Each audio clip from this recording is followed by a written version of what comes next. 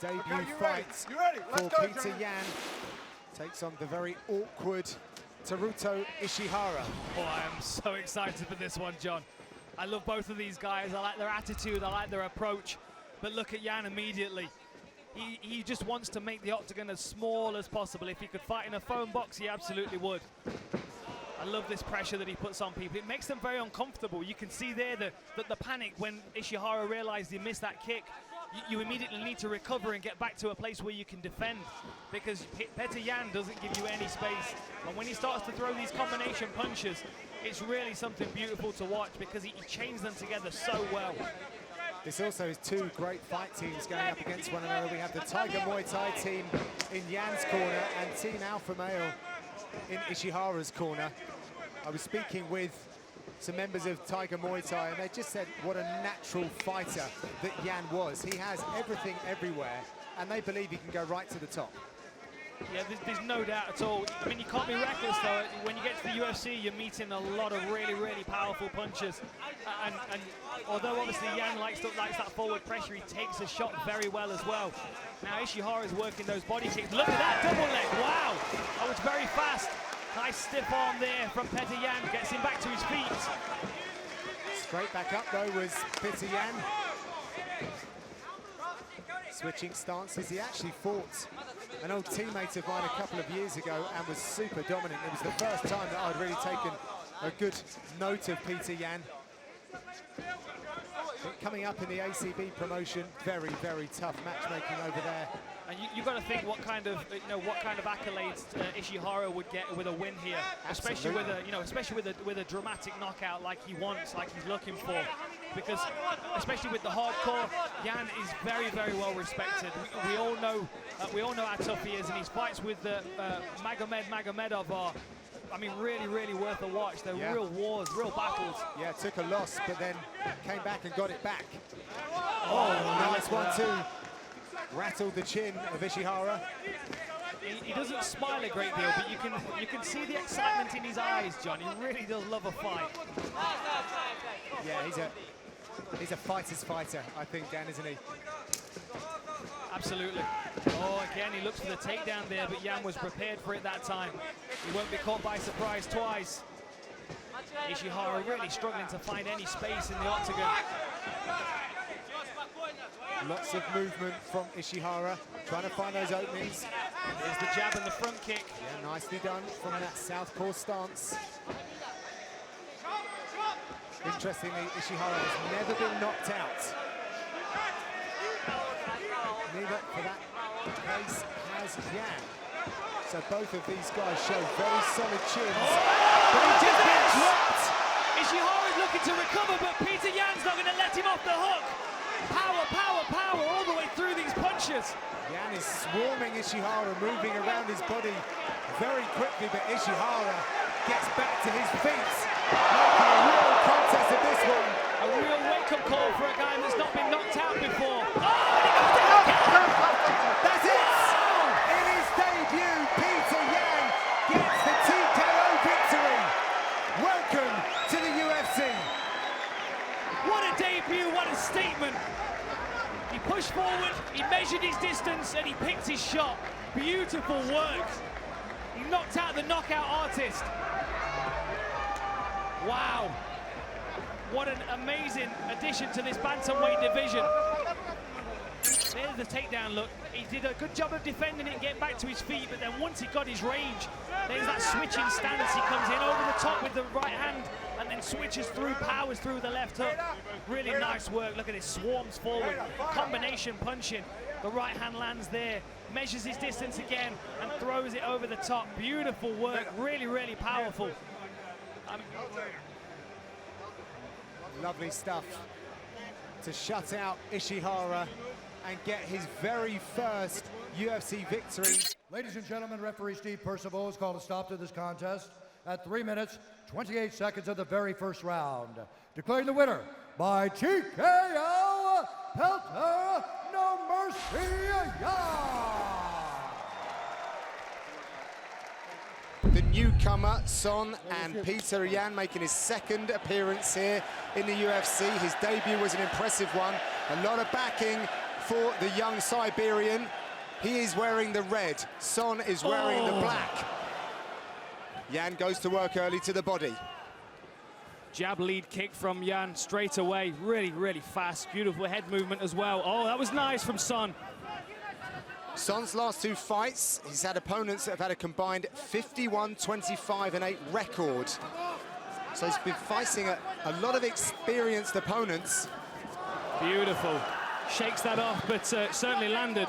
Yeah, I'll say so. You know, one thing that always stands out about the Korean fighters is that they do sometimes fight with a bit of reckless abandon. You know, I go back, obviously, the Korean Zombie, who's Jin-Soo Son's mentor. Oh! The other person that stands out, obviously, is Don Young Kim, who's a very aggressive, wild fighter. Yeah, exactly. I mean, I always think back to his knockout against Tyron Woodley, where he was just sprinting forward and ran onto a big power punch, but takes those risks, enjoys being in the fight, doesn't mind taking a few shots, and I feel like Jin-Soo Son is the typical Korean fighter in that sense. Yeah, it was actually watching the Korean Zombie's first fight with Leonard Garcia that got him to the gym. He said he's a great coach as well as a great fighter. He can really identify the small details that a fighter needs to be successful. The Son is starting to land that jab quite well and frequently. You know, for the biggest underdog on the card, he is not fighting like it. I mean, he's taking shots, he's smiling, his hands are coming down, calling his opponents on. I love it. And we were talking about this playfulness, Dan, weren't we? We spotted it in probably the only fight that I managed to see him. I believe it was Deep 83. He was fighting for a title, and he caught his opponent with a clean punch, and he ran forward with a big grin on his face, sticking his chin out.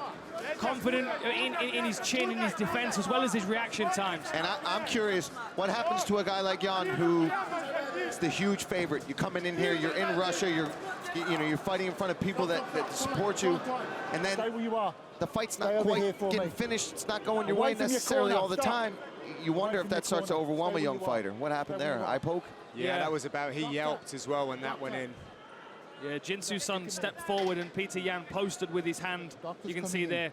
It was actually a flat palm to the face, but as Jin-Soo Son moved away, he caught him in the eye with one of his fingers.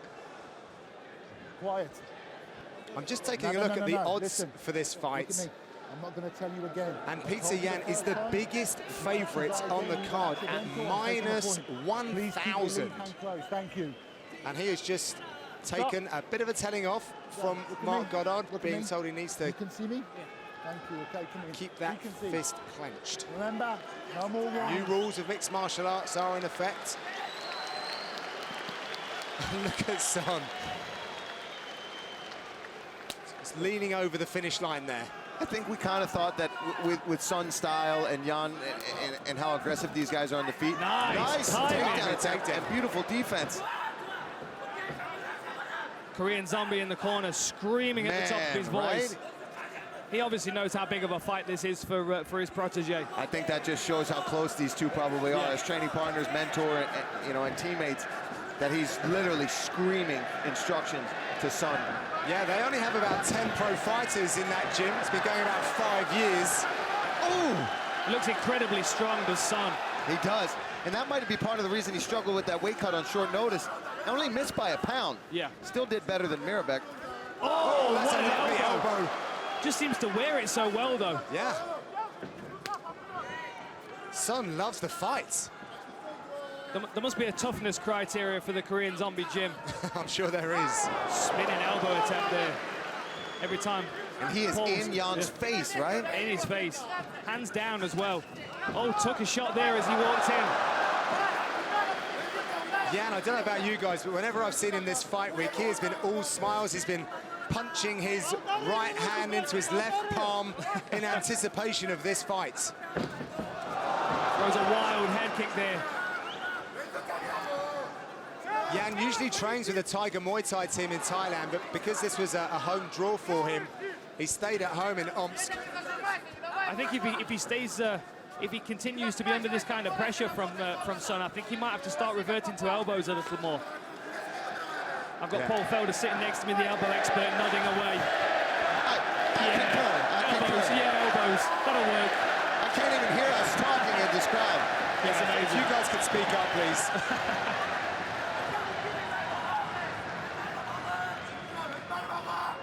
So Son has pushed Yan up against the fence. Got a good body lock on him at the moment. He's definitely strong. You can tell that Son is physical for this weight class. He's strong. Hopefully that miss in weight was just because it's short notice. He had to do a little bit of traveling. I understand that. You know, it's tough. It's been It's frustrating. under 4 weeks notice as well. Yeah, that's what I mean. When that happens to fighters, not that it's ever Beautiful one. This Look is at this. battle that we got here. Let's get some more of that collar tie. We like that. Right. Last 10 seconds of this very entertaining first round. Oh, nice right hand over the top and a big smile on his face. He knew that landed. He's Really enjoying fun. his work tonight. That's nice to see out of Yeah. the debut fighter. Really fun first round.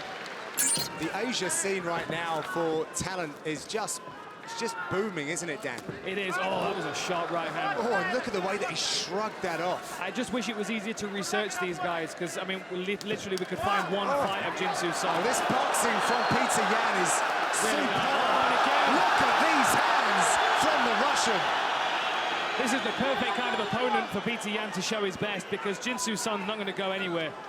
He's not going to get discouraged and start backing up, which is going to force Petr Yan to chase, which is exactly what he got in his debut against Ishihara. For his own health, Dan, he needs to move his head.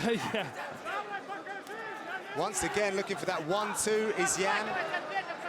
He has a master of sports in boxing. We found out that usually means that you have to qualify regionally, then win a national tournament. That equates to about 60 to 70 amateur fights to be awarded that title. He was an Olympic hopeful, but got involved in an altercation, broke both of his hands before a big tournament. Mixed martial arts. Wow, 2 in a row. Son feinted the takedown and Yan read it well, caught him with an uppercut on the way down. Such a beautiful vocabulary of boxing that Yan has. Yes. It's too close for the head kick, though. It's too risky for Yan to keep throwing that because Son will continue pushing him onto his back foot. Yeah, we got blood coming out of the ear of Son as well. He's eating a lot of shots. He's taking them, but he's definitely eating some big shots from Yan. Oh, that's such a lovely straight left that he has. It's like coming out of a cannon. Yeah, that's a beautiful left hand. Straight on the rails as well, Paul. Out and back. Doesn't overswing, doesn't telegraph any of it. And his footwork as well to finish cutting those angles. Yeah. I know you're a fan of those angles, Dan. Yeah, absolutely. Oh, Beautiful work. Look at this. You Still gotta having a love great this time. kid. I do. He's taking some Beautiful punishment. uppercuts there. You know, the one difference between the two of them is that when Petr Yan throws his combinations, his hands are coming back at the same speed they're going out. Whereas Jinsu Son is throwing his punches, his combinations, and he Dropping. leaves them out there for a second, which is why Petr Yan's now starting to find his way in over the top. Jesus. and you see because of that, Yan is doing a good job. He'll do this, he'll make the hard shell, he covers up because he knows that when Son throws his combo, he might land a couple, but he's gonna drop. And that's when he explodes in with his own combo right after that.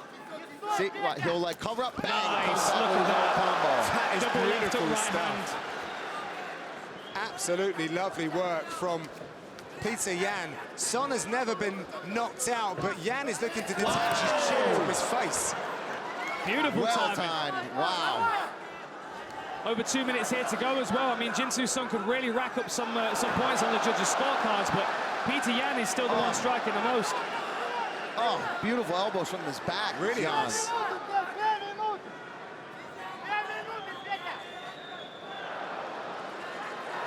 Petr Yan. It's that good foot position that Yan's got on the hip stand. He's keeping the distance. It shows his intention. He's not trying to hold his opponent down either.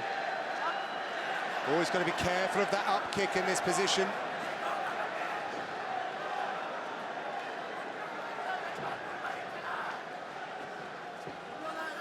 I imagine Petr Yan's going to rush to his feet in a second. Well, he's doing some great work there. I mean, Gordon Ramsay would be jealous of those cutting skills. He's controlling him well here, moving the feet. Yan just can't seem to get enough purchase on the hips of Jinsu Son to really kick him off. He's going to throw them by the side and pick a side here. Yan does a good job. Oh, he's passes. Oh, but He's going to lovely mount. underhook. Nice flow over the top there from Son. Yeah, but Yan does a great job. Gets his butterfly hooks in. Oh, he was looking for almost like a A tornado armbar yes, type that's thing, what I was looking for. Yeah. Sorry, submission terminology is lacking in some days. That's all right, Paul. We don't have submissions in Europe. It's a solid work from Jin-Soo Son, who's now starting to edge it on the judges' scorecards, I'm sure, with this round, because this is good control. I mean, Yan has landed a lot of shots, but at the same time, he's still been under pressure. And now this is, 2 minutes in the bank almost in the grappling exchange for Son. Yeah, this is a good position. See that leg as well, Dan, that's been isolated. We're going to take the back. Oh, it doesn't work, though. Solid work from Petr Yan here. Nice front headlock position. See if he wants to do something with this or breaks clean. Last 10 seconds, round number 2. Both fighters having success in this round. This fight just gets better and better. Dan, we often have conversations about you don't need to be technically proficient to hurt someone, but it's so beautiful to see striking like Petr Yan when it's done so well, so crisp, so clean. Yes, it is, it is.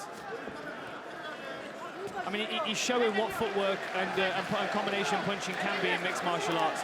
I mean, this is a tough fight for him because he's a very scrappy opponent that's very unorthodox in the way that he moves. I'm so glad the matchmakers have found this guy from South Korea. He's brilliant. I mean, it doesn't really matter the result of this fight for Jin-Soo Son because people are going to want to watch him again. We already know that Petr Yan's... Oh, look at that! Counter left. Oh, but that left hand from Yan. Oh, my goodness. Jesus. Right? It's a beautiful left hand. It's like a joust. He's really firing it across the octagon. It's so quick. Oh. Nice. But still hands down for Jin-Soo Son. He keeps feinting that takedown. Oh, nice step through there for Yan. Puts him out there again, the elbow. Beautiful elbow. Yan must be wondering what's keeping this guy on his feet. Well, he comes... Oh, nice. Lovely combination. Cheeky uppercut through the center there. Jin-Soo Son just on his heels for a second. Now his nose is bleeding. Feinted the takedown, comes over the top with the right hand. Good uppercut from Petr Yan. If you told someone that wasn't familiar with the UFC that these were two guys who are in the top 10... Spinning elbow! How did he stay on his feet from that? That was beautifully timed, caught it clean on the face. Someone check his mouth guard. Amazing.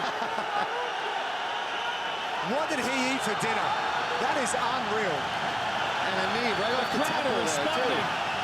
Petr Yan has thrown everything and the kitchen sink at Son, and he is not going away. Incredible. Nice spinning back kick attempt there, but Jin-Soo Son steps slightly out of the way of it. Counter with a right hook. Oh, and again. Left hand again from Yan. Heading towards the 100 strikes here now for Petr Yan. This is beautiful violence. It really is. Lovely handiwork again from Yan. A lot of time left, too. 2.5 minutes left for Yan to keep landing that left hand. And he's switching his stances when he needs to give him a different look every time. The crowd shouting Petr. Chin to chin, and he's still there. You've got to wonder if this is the first time that the Korean Zombies realize what he puts his corner team through when he fights. Yeah.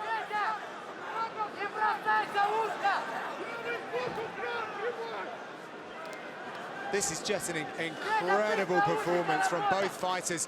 Nice uppercut there from Son, but he was a clip there from Yan. Yan's always landing something because he's so quick. Even if he doesn't land the first two punches, there's usually a third or a fourth that follows it. Still got good footwork, getting himself out of danger. Oh. Glove to the face again by Yan.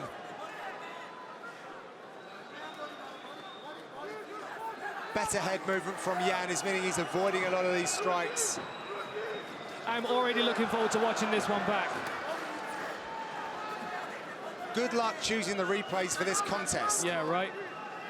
Have we got 15 minutes for replays? Oh, again, that snapping left hand of Petr Yan. He just leans in, he leans over his lead leg. Oh, look at that nice uppercut in the mix as well. He's still taking a shot every time he lands a couple of his own. I mean, Jin-Soo Son is still willing to stand in the... Oh, he pounces on this opportunity, does Petr Yan. Man, He's doing his very best to put him away. I think Petr Yan has just got to be like, what do I got to do to put this guy away at the moment? I mean, he's hit him with every clean shot that you could possibly land in MMA. This is something I've learned from hanging out with Dan Hardy. This is like a worst nightmare for someone. Yeah. You know, people always talk about those dreams they have when they get to school and they've got no trousers on. I've heard that dream a few times. This was my nightmare. Hitting a guy hundreds of times, 114, 115 times now. And he's not going anywhere. Not going anywhere. You've landed head strikes. incredible. 100 head strikes. You've landed head kicks, you've landed spinning elbows, you've landed punching combinations, beautiful uppercuts, and you've got a guy staring back at you with no guard and a bloody mask and a grin. Smiling, yeah. Petr Yan is ringing off combinations at will. And Son is still punching back, just not in the same volume as Petr Yan. Incredible performance from both of these guys. Listen to the crowd when this fight's finally over. Yeah, we're all doing it. We're all on our feet here in the Olympic Stadium. That is one heck of a fight. As Yan steps in here, he gets caught with a shot here. Not expecting the big winging punch from the left hook of Jinsu Son, but then after that, Yan's barrage continues. The elbows in the clinch, short shots, spinning elbows. Look at that, beautiful. I mean, just for a second, it looked like Son was rocked, but then he comes back, he works for takedowns. Petr Yan punching combinations in the clinch, though, was the story all day. Ladies and gentlemen, after 3 rounds, we go to the judges' scorecards for a decision.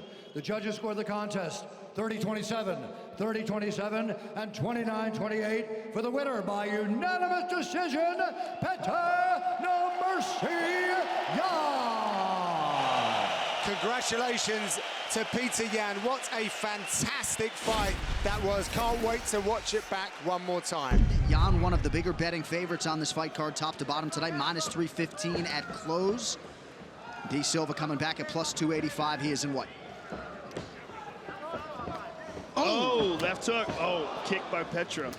It's a left hook and the overhand right of Douglas that's really lethal. And the jab and the straight, just the basic 1-2 and the feints that Yan uses really creates issues for his opponents. And Piotr, you see him switch his stance. Sometimes southpaw, sometimes orthodox, constant pressure. And Silva de Andrade, I think he's got to land more leg kicks. I think that's going to be a big factor. I agree, Joe. It's a huge weapon he's going to have to use, but really he's going to have to pressure Yan. I mean, he's got it. He's too short to be backing up and letting Yan use the range and the jab the way he's about to right now. As we're seeing, he's biting on all the feints of Yan, and that sets up the left hook right straight. Look how Yan switches stances. He's so effective doing that. Yan started boxing at 13 years old, longtime boxing trainer for kids. Only transitioned MMA 5 years ago. So far, so good. Well, the reason he switched stance, I think, Joe, is that leg kick Andrade is finding early, and so he's trying to mess up the rhythm of it. Yeah, he's just so effective doing so, though, and he does it seamlessly. Caught that one, dumps him. And for people that leg kick, that's what you got to do. You have to threaten the weapon, and that's what he did. He caught it, took him down, and now Andrade will think twice before throwing that. D. Silva, not much of a submission threat, just one win by submission. Got back up to his feet nicely, but he ate a left hand. Silva de Andrade is about as lean as a human can get. Yeah, man. The guy looks like an anatomy chart.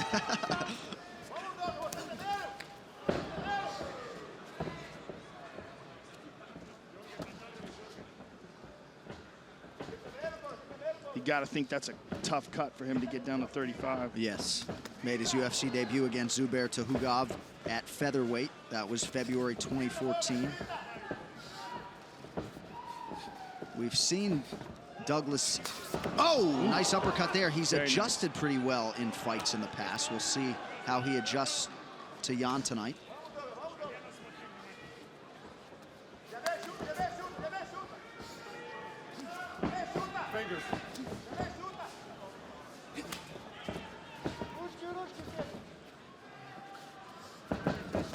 Ooh, Nice stick with the right hand by Petr Yan as we come up on 2 minutes here to go round one. Oh, nice kick to the body by Yan. Big right hand. I mean, Andrade fires that overhand heavy as anyone.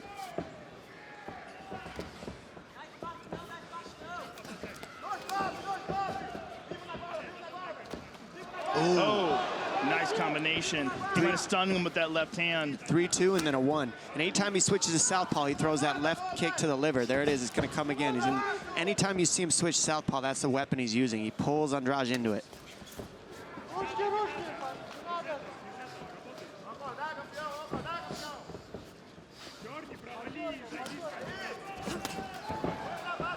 De Silva partially lands with that right hand. Yan back to work to the body. And the constant pressure of Yan just wears on guys as he's fought. You see he's always just out of range for the most part. And then he puts the pressure right back on after you miss him. And he never gives a rest to the guys moving back. Good right hand again by De Andrade. Douglas is having some success with that right hand. And look at this. Nice balance by Yan to stay up right there. Oh, beautiful counter. Oh.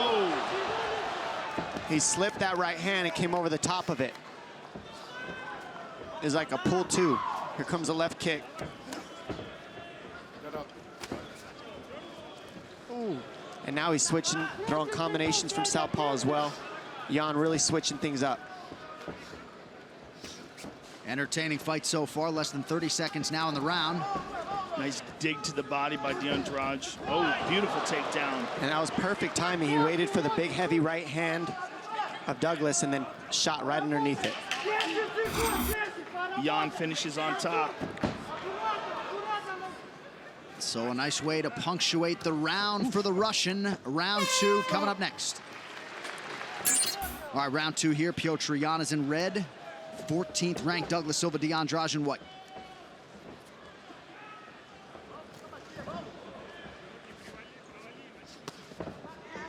Yan does a nice job keeping that guard high.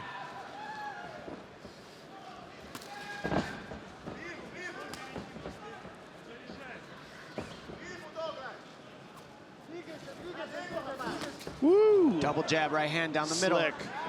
Very nice. And now he's southpaw landing left, Oh, right nice hand. right hand. Oh. Clean. And that's what's tricking him is, you know, Andrade is expecting a left straight, and then all of a sudden he switches back to conventional, throws a right straight. It's just a lot to read. Oh, there it goes again. Oh, he's tagging him. Yan's really finding his range.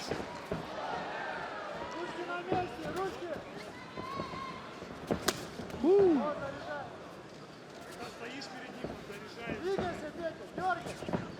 It's the lightness of the feet of Yan that's causing problems for Andrade. Just in and out, good fakes, switching stance. Just too many looks. 3-2-1. That's his combination right there that he's landed over and over. 3-2 and then follow it with a jab.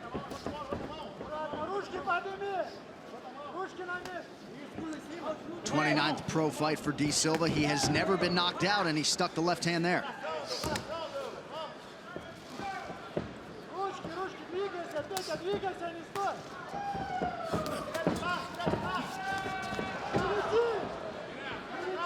Yet more forward pressure here from Yan. Beautiful right hand. I mean, this guy's got so much potential when you look at him here at 25 years of age, really just getting his feet wet in the UFC. Nice dig to the body. He hurt him with that. He hurt him with that body shot. He's been hurting him to the body with that. Not grounded. Again. And what you see there is Andrade's trying to touch the floor so he can't get kneed. And the new rules are in effect, so he has to be weighted down on those hands and feet. If he's like, he has to put his weight down if he can't get kneed there. He is not a grounded person, so he can get kneed here, and that's what the ref's trying to tell Andrade. Yeah, and that is the very purpose for those rules in the first place. The guys are gaming the system, right, just sort of touching the ground and avoiding what would be a legitimate knee. Right, you got to bear weight. And look at the difference. When you take that away, this is what happens. He gets the front headlock, and now he gets put into side mount. That's why the rules are in place, as you said, Joe. Mark Smith, one of the better referees in the game. And that is a hard thing for these refs, so you got to give credit for that. Yes. It's also hard, too, with language barriers, right? Certain fighters aren't understanding when you're telling them things. True.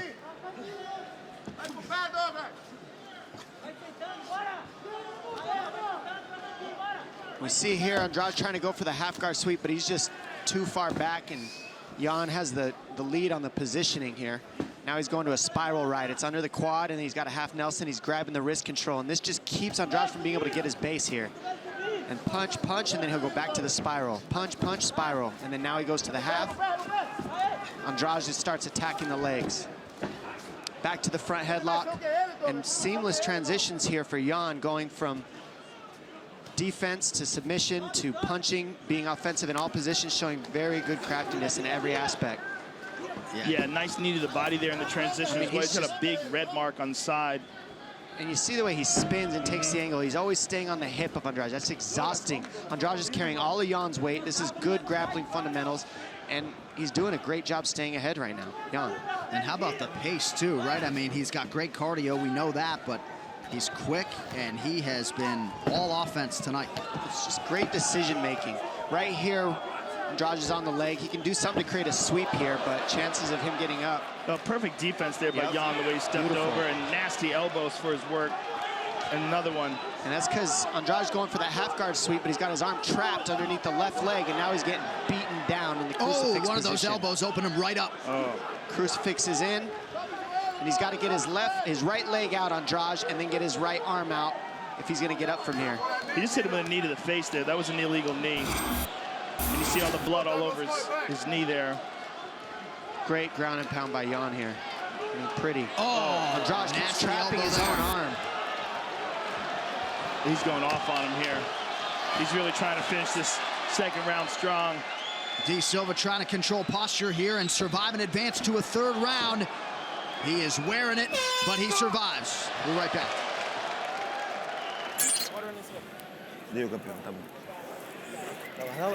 Finish. No mas. No mas. And they called it. That's the corner called that, saving their fighter. And I think that was a smart call, I think, by the corner.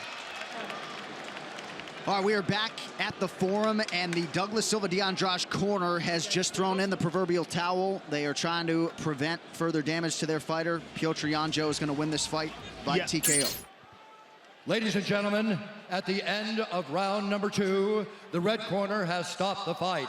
Therefore, referee Mark Smith is declared the winner by TKO, Petr No Mercy Yan. Petr Yan trying to improve to 6-0 in the UFC by taking out the legend Uriah Faber. Tonight's fight clock is brought to you by Modelo, brewed for those with a fighting spirit. Yan is in black, Uriah Faber is in white. Yan did get caught with a big left hand by John Dodson a couple fights ago, but fought through that. Has fought a very good schedule in the UFC thus far. And for the way that Petr Yan fights, he can't take a shot, John. Like, you have to be able to take it because of the way he gives it, the way that he fights, that style, that face-forward style. Sometimes you're going to get hit. He's willing to take one to give one because he's so powerful. He's got Uriah backing up. Yeah. Controlling the center of the octagon well. Keeping Uriah against the cage. Strong low kick. He's got Faber on his heels already. Yes. If Uriah has an advantage, nice step-in knee. Uriah's advantage is in the grappling, particularly his chokes. Uriah has one of the nastiest guillotines in the game. Yeah, you know, these reactions from Faber are too big, though. Yan is fainting. Faber's giving him way too big of reactions. He will allow Yan to get the reads that he wants in order to try to go and start to damage him.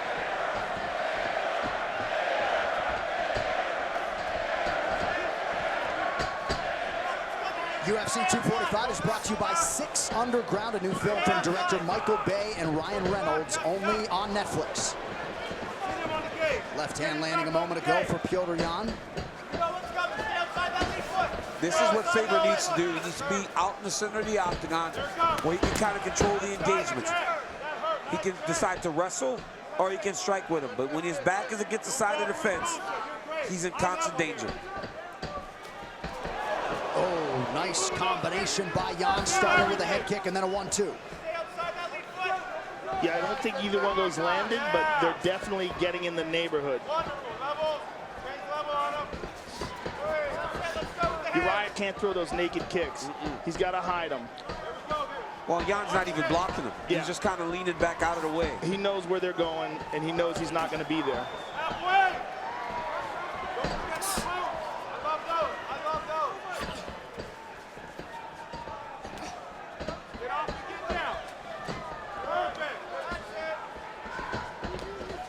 Uriah was thinking about it there. He was thinking about hiding it behind the punches there. You saw him lift the leg up to kick. A little hesitant. Ooh, good right hand by Yan. Uriah now he's getting competitive.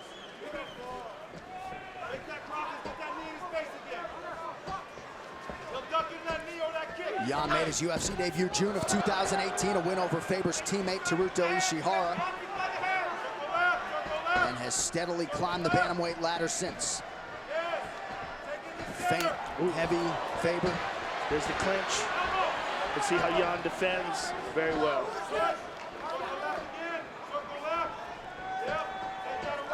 Yan's being so patient. I mean, you know that he's hell on wheels, you know, but to watch him be this patient, you know, try to wait for Uriah to slow down is big if you're a Petr Yan guy. Well, he was patient similarly with Jimmy Rivera, who's a very dangerous guy. Looked for his openings and found it late in the first. He's a patient guy. They just missed with a big uppercut. Yeah, Faber able to slip his head off that center line. Just over a minute to go here, round one. Oh, nice uppercut there. Oh, he hurt him. He hurt him bad.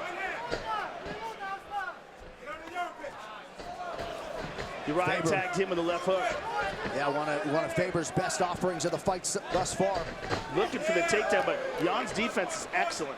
Pulls out of that very quickly. Well, that's the danger for Faber. Whenever they come together and he tries to get a takedown attempt, and their break-in position is when Yan is hitting them with real nice shots. Watch here. He's got to be careful here. You see that? Yep. It's like when they break those clinch positions, he's got to be very careful. Nice inside low kick by Uriah.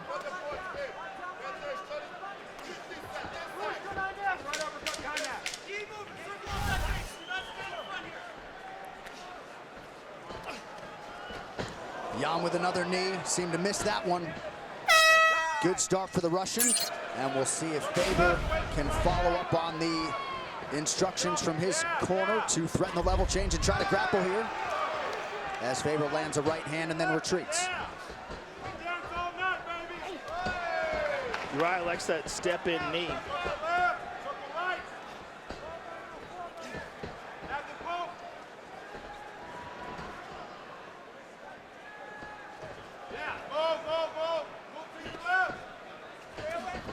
Faber, one of the better transitional fighters in UFC history, mixes it up well. Hasn't really threatened the takedown much tonight. That left hand will work. Beautiful left hook. He's had some success with that, particularly in the first. Good movement. Because Yan's not really paying much attention to the left hand because Uriah's been slapping it. Maybe he should sit down on one of those left hooks as he's just kind of slapping his landing. If he sits down on one, maybe it'll have an effect on Yan.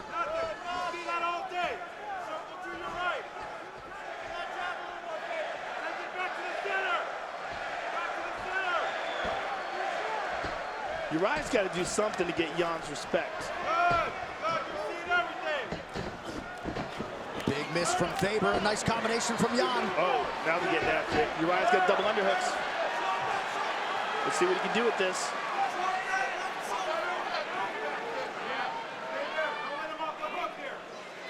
Faber trying to grind on Yan here. He's getting frustrated. He don't like this. He's never been here before.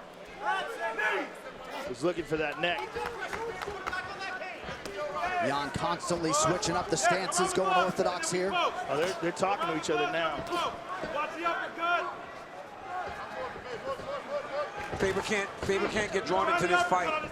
Yan's too powerful. He wants the fight a little bit more in his range. Oh, he got attacked with that left hand. Yan is a powerful guy, man. Every time he lands, it has this effect on Uriah. Look at that. That was just a jab, and Faber goes flying around on the side of the octagon.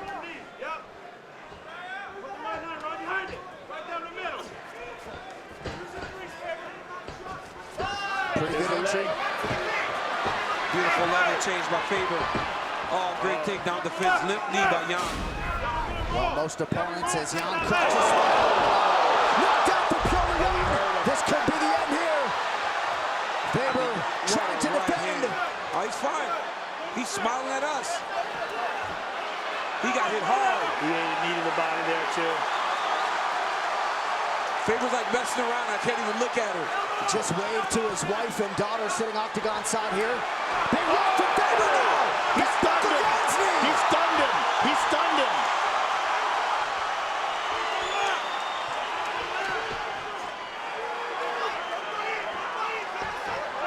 Petr Yan is so patient and so good in these positions.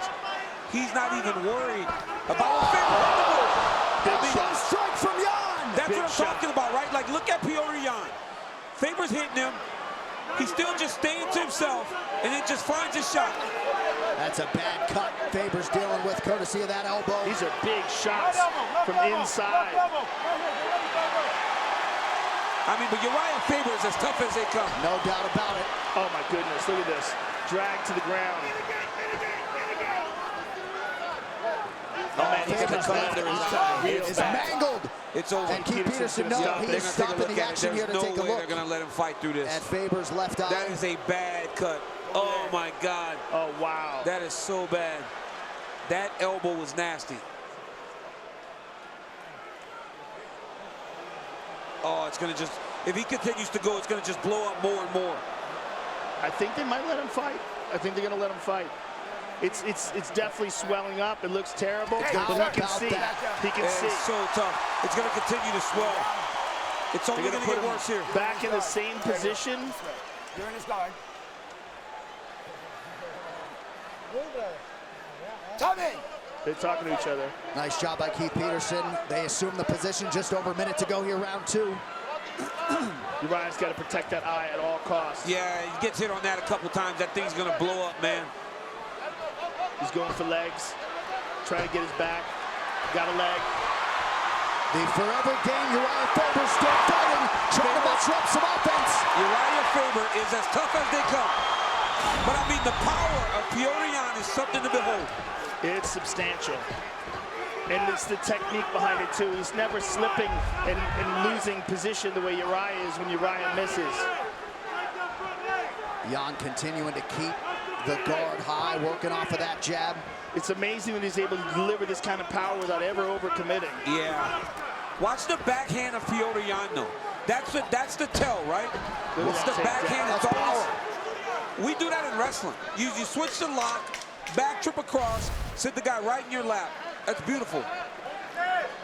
A huge second round for No Mercy Petr Yan. Huge Faber support here in Las Vegas. We'll see if he can rally. He's got good vision beside the fact that that's a huge swelling. He can still see pretty clearly straight ahead.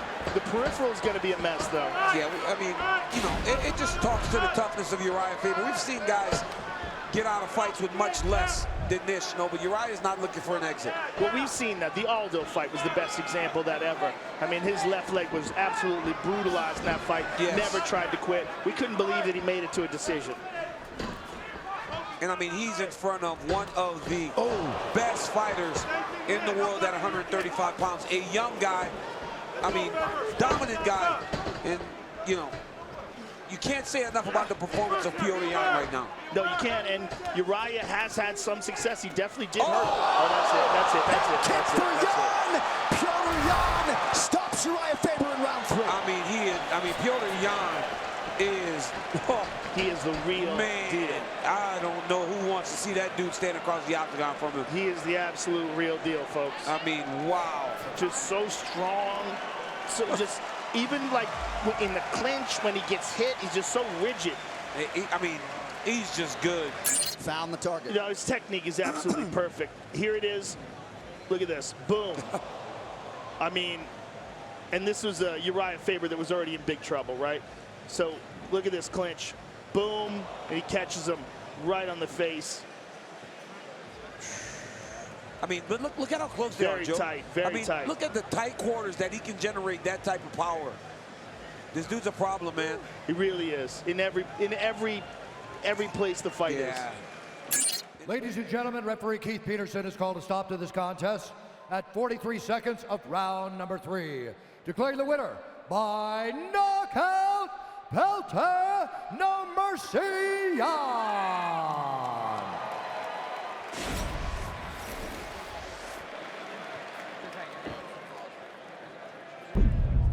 Well, you can argue there is no deeper top 10 right now in all of mixed martial arts than the UFC's bantamweight division. And in 25 minutes or fewer, we will have a UFC bantamweight champion once again. Will it be Jose Aldo or the Russian boxer Petr Yan, the minus 240 favorite tonight? You ready? Bring it Aldo comes back at plus 200. This fight clock is brought to you by GovX.com. Savings for those who serve. Jose Aldo is in yellow. Petr Yan is in black. Here we go. And you see there when Jose Aldo came out, he immediately put the hand out. And that's just the way he's always been his entire career. Just a class act. Does all his talking with his fists. You know what I mean? Just a true martial artist. As beloved by his fellow fighters as anyone on this roster. And still believes he's got a lot of fight left in the dog. You know, we were talking to him on Wednesday or Thursday, whenever it was, pardon me, about the leg kicks. Are we going to see a return of the leg kicks? Fingers in. Remember back in the day, Jose would just brutalize people with those vicious leg kicks. And he had a little smile on his face as if to say, yes, of course, Petr, more of a boxing style. And as I say that, he throws a head kick, thank you very much. And you see his lead leg was kind of twitching a second ago, which indicates he's expecting to have to check a leg kick. Shape your legend in EA Sports UFC 4, launching on August 14th. Pre-order now on PS4 or Xbox One to get boxing superstars Anthony Joshua and Tyson Fury for free. Petr looking dangerous with that right hand. Came very close to Aldo's chin.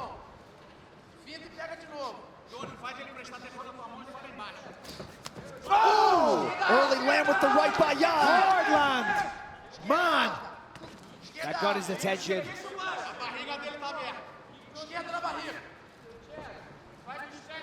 Put your fingers away. Petr Yan has never been stopped as a pro in MMA. He has avenged his only career loss.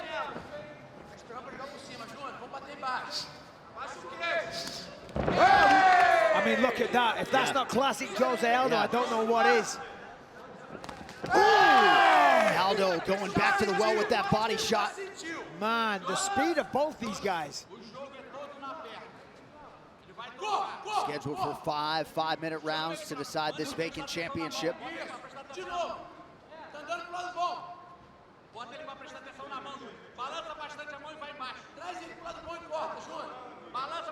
Yan keeping that right guard high. Fingers, Peter, fingers. Keep your fingers in.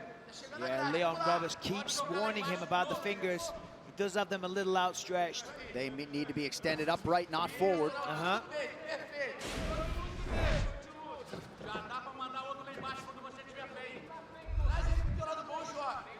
Both guys with a healthy respect for the power that potentially could be coming back their way. I was just going to say, some more kicks from Aldo might not be a bad idea. Of course, the one kick he did throw, he went low with a calf kick and took him clean off his feet. But he just threw it a singular kick. Nothing, you know, no setup, no punches. I'd like to see him throw a couple of shots and then throw the kick on the end of it. Disguise it behind the punches.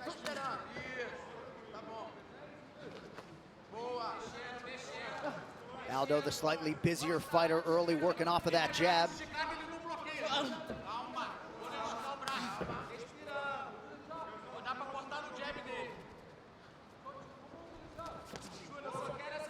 Yan with a little flurry, partially lands to the body. Coming up on 90 seconds here to go round one. You know, Aldo was saying he's happy because Piotr just, you know, he's a striker. He's not going to come in and look to grapple him. He's not going to look to wrestle and take him down. So therefore, Aldo can use his full box of tricks. You know, when someone's just trying to take you down, you do have to limit certain things what you throw. Right. You have to respect their skills, respect their game plan, and adjust what you do accordingly. And look at that. That was a heavy kick.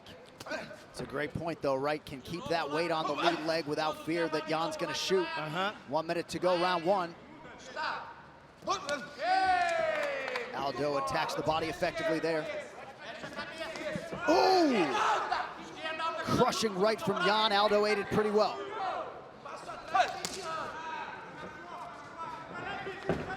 Shot from Aldo. You know, you don't see it too often, but he's a high-level black belt, excellent wrestling. And he welcomes Petr Yan into his guard here. Yeah, Yan defended very well, though. Turn the tables. Petr got a little cheeky one in there. Don't seek on the neck, don't seek on the neck. Nice right hand from Yan. Aldo sort of welcoming this. Ooh! No, he is. He's Something hurt him. He's hurt. Aldo's hurt. This could be it. Aldo's in trouble. Something hurt his mouth, and another big shot from Petr Yan. These are heavy shots. Get up, Aldo. That's what he's got to do. He kicked him away. He missed an opportunity to get up. Wow, we will follow Jose Aldo into the blue corner. Second round, James, you ready? All right, so here we go with the start of round two. A strong conclusion to round one for the favorite Petr Yan. And if body language tells you anything, the look on Aldo's face was a slight look of concern, and on the flip side, you had Petr Yan jumping up and down, very happy with the way that round ended, and looking to continue round two in a similar fashion. Yan content to work out of the orthodox stance here early round two. He will switch. Aldo seems okay. Seems like he's recovered from whatever shot it was that troubled him. Fingers, Peter, fingers. Looked like Yan raised that kick so as to check it, but immediately switches stances, so perhaps didn't feel great. That was a nice block as well from that body kick from Yan. Stephen Wonderboy Thompson wondering aloud if maybe it's a broken rib that Aldo could be dealing with. Possibly. See a little redness on the ribs. The Wonderboy wondering. There you go.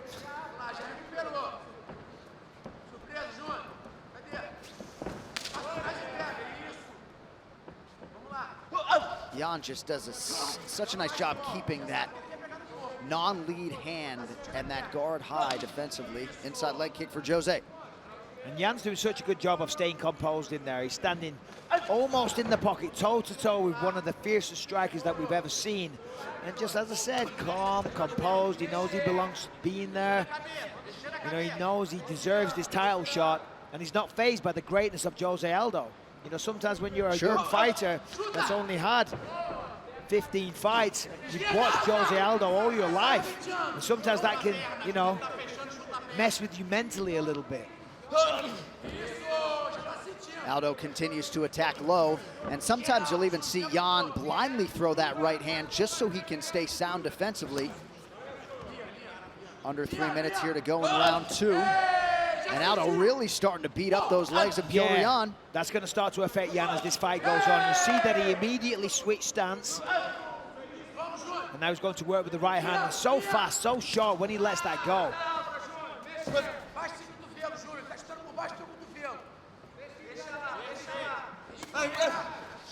That was a nice strategy of Aldo, though, to go for the takedown, to mix things up. You don't really see that from him too much. Obviously, you know, he has great grappling credentials. Kind of caught Yan off guard, but Yan defended it perfectly, did the right thing, turned the tables. But I would like to see Aldo going back to that. I think it's a great idea. Tenet, revolutionary director Christopher Nolan's new film starring John David Washington. Time runs out. Tenet, only in theaters Wednesday, August 12th, rated PG-13. Ooh. Yeah, real nice. Sent a little feint with the jab. Wasn't even really trying to connect with it. Just masking that left hand, that straight left over the top, which found its mark. Watch those fingers, tuck them in. Keep those fingers in. I don't know if he understands the referee, if I'm honest. Right.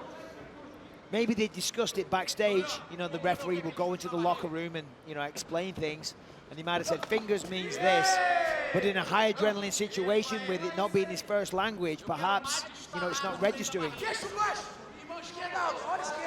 So we have been able to see a replay, and it was clearly a shot to the ribs that appeared to compromise and hurt Jose Aldo, but he has recovered well and certainly had some moments here in this second round.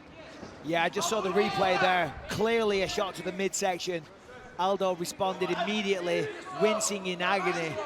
Maybe he just took the wind out of him, though.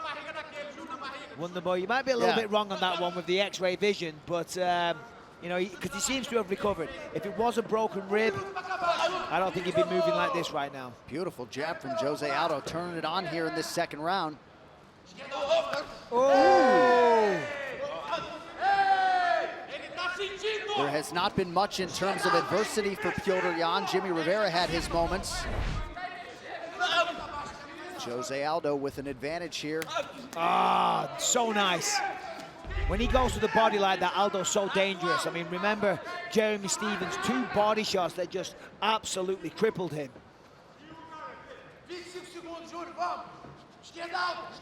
So Yan going southpaw here late in round 2.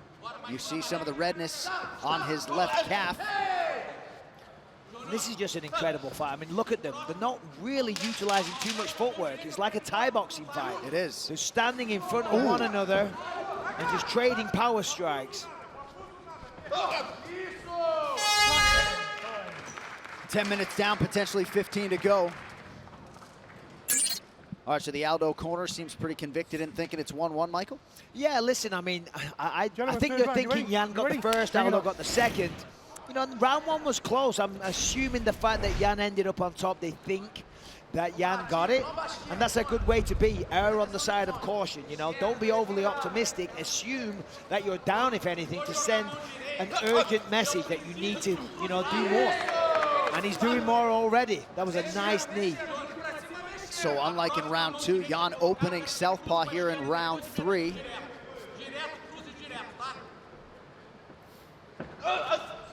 Nice feint. Seem to be having more success out of that orthodox stance, but perhaps that leg is compromised a bit.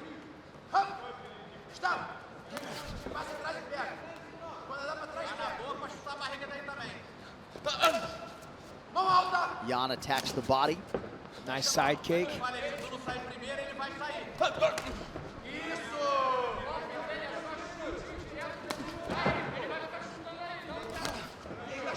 Yan starting to open up a little bit a minute into round 3.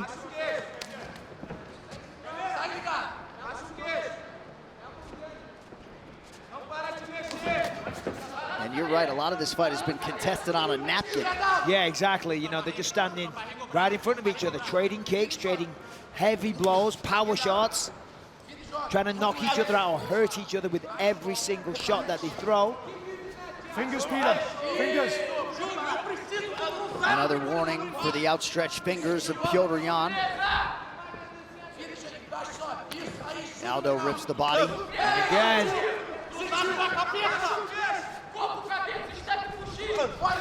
Short uppercut from Aldo and an inside leg kick from Yan. Ooh. Oh, there we go. I think that one hurt him. Ripping the body again. Yan resets, goes orthodox here, loads up on a right hand. Aldo evades.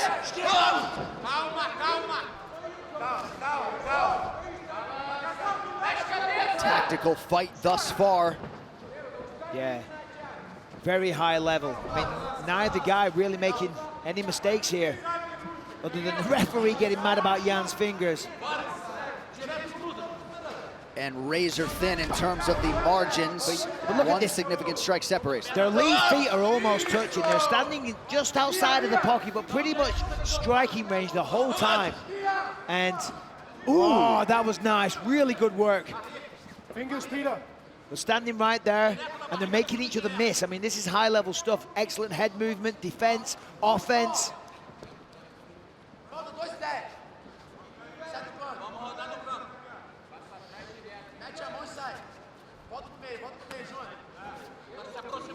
Nice stick with that lead right from Yan. Look at the back on Aldo. Yeah. I mean, look at the definition. My word, any bodybuilder would be proud. Looked like Aldo rolled pretty well with that left hand offering from Yan. Less than 2 minutes now to go here in the third. Alexander Volkanovski, Max Holloway waiting in the wings. Yeah, real nice straight left there again. No wind-up whatsoever. Neither man really taking an advantage in this round. Both having solid shots, doing great work, finding success on occasion here and there. So evenly matched. Not hard to see why the promotion moved to put this fight together. Body strikes, both guys. Yeah, look at that. 25-24, though it seems, I don't know, Aldo seemed to get my attention more. I think because he screams when he fires them, but as we said, so even. Oh, nice jab. Yeah, that jab out of the southpaw stance for Yan has been potent. Oh, look at that. That was a beautiful little feint with the right leg of Aldo. Stopped the kick halfway through and then went with the hands. Yan has landed a few pretty significant head strikes here. Uppercut from Aldo. Aldo looks a little wobbly. For the first time tonight. Oh, beautiful elbow from Yan.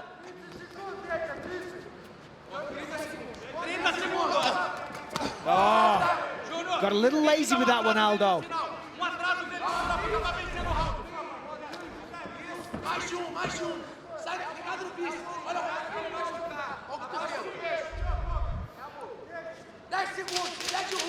Yan with a quick check on the clock. They jockey for head position here. Oh, very nice. There you go. What a land there at the end of the round. For Jose Aldo, though, first time he has seen a championship round since the Frankie Edgar rematch in 2016. Petr Yan coming out hard here through a long, fast combination. But the defense of Aldo is just fantastic. Not that time, though. Got clipped there. But look at him again, toe-to-toe, right there. I mean, it's a cliched expression, toe-to-toe, but that's how they are fighting throughout this entire fight. In the fourth round, neither guy is taking a step backwards. I mean... Ooh, body kick from Yan. So who's the greatest UFC heavyweight of all time? You can find out Saturday, August 15th, as the champion Stipe Miocic puts his gold on the line against Daniel Cormier. Also, Junior Dos Santos versus Jairzinho Rozenstruik. You can purchase UFC 252 through ESPN Plus. Prelims prior on ESPN and ESPN Plus at 8 p.m. Eastern. We'll see you Saturday, August 15th. Oh, ripped the body, beautiful there. And then Yan just fires straight back. Every time one of them lands a shot, the other one immediately responds. They are so evenly matched in speed, technique, power, determination, will, whatever you want to call it. I mean, they both want to win so badly. The numbers unofficial, but Yan starting to land at a better clip, 54% versus 47% for Aldo, and already a personal best in terms of the significant strikes in the UFC for the Russian boxer Yan.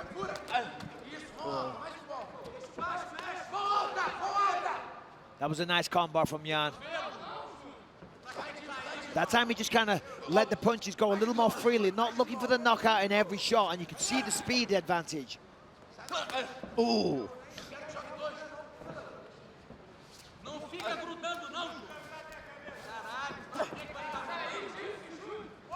Nice job lifting the knee.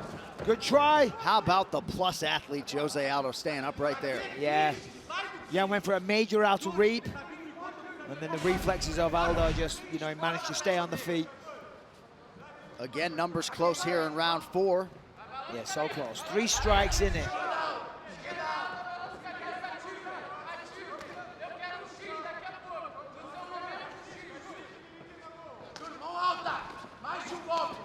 Yan has certainly committed to the body work as this fight has gone on.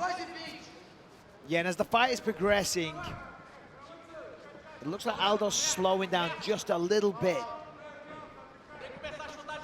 I would agree with you there. Just ever so slightly, you know?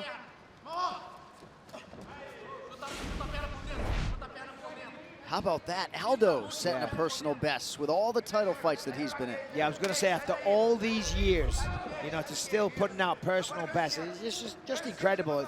Shows what a special athlete he is. Taking on a young lion like this. But again, Jose Aldo, despite all the experience, still on the right side of 35.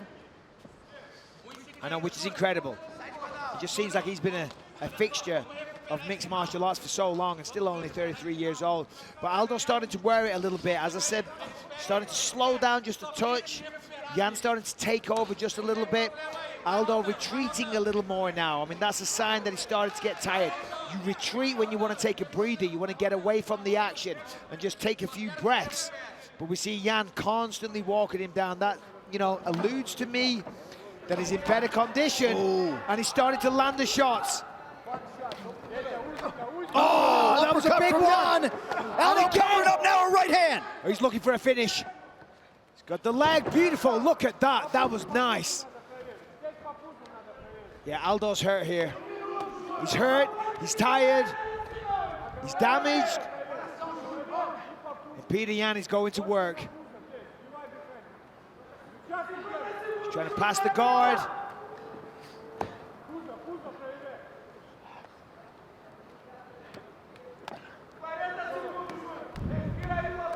Aldo now closes the guard, trying to control Yan's posture. Oh, that's a heavy shot. Yan just missed on the elbow, or so it appeared. Yeah, sorry, John. That's a big left. He's going to throw those legs to the side in a second and then come down with a huge shot. Oh, snapped his head off the canvas there. Yeah, he's really going to work here. Made that takedown count, you know, no sitting in the guard, taking a breather. Now he's making it count, making him pay. So the most decisive round of the fight, Petr Yan with a big fourth. Well, you may remember back in 2016 in Boston, a pretty epic bantamweight title fight between TJ Dillashaw and Dominic Cruz. They combined to land 221 significant strikes, 262 out of Aldo and Yan tonight. To give you a historical perspective, that is a new record by a landslide, and the former sparring partners turn championship foes with an embrace here as we start our fifth and final round. Yeah, well, you got to think if you're Jose Aldo. Oh! Man, huge start to the round. 1-2 down the pipe, and he's Aldo's down. He's hurt. Petr Yan trying to close things out here. He's going to get past those legs. Aldo from up half on guard. He's trying to pin that arm down, get him in a crucifix, and then rain down left elbows. Oh, he's going to get to mount. No, Aldo retains half guard. Yan's trying to get the finish. Doesn't want to win that decision. Man, they're powerful shots. Oh, huge elbow from Yan. Aldo not in a good position to defend. Petr Yan is an absolute animal. I mean, how he generates so much power with so little wind-up is beyond me. And Jose Aldo right now is a sitting duck. He's tired, he's beat, he's bruised, he's blooded. And he's just trying to survive here because Petr Yan is putting it on him in a big way.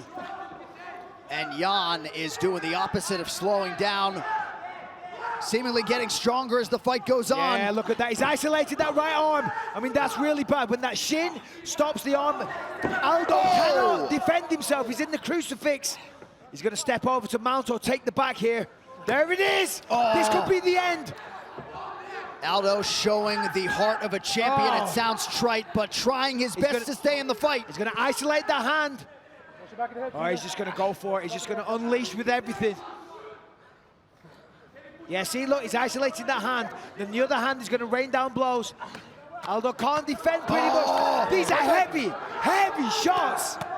The finish could come at any time. Leon Roberts is going to step in. Aldo's got to fight back here. This fight's going to be stopped. Just enough. Referee was just about to stop that fight. Watch the back of the head, no. Oh, man. Oh, big elbow.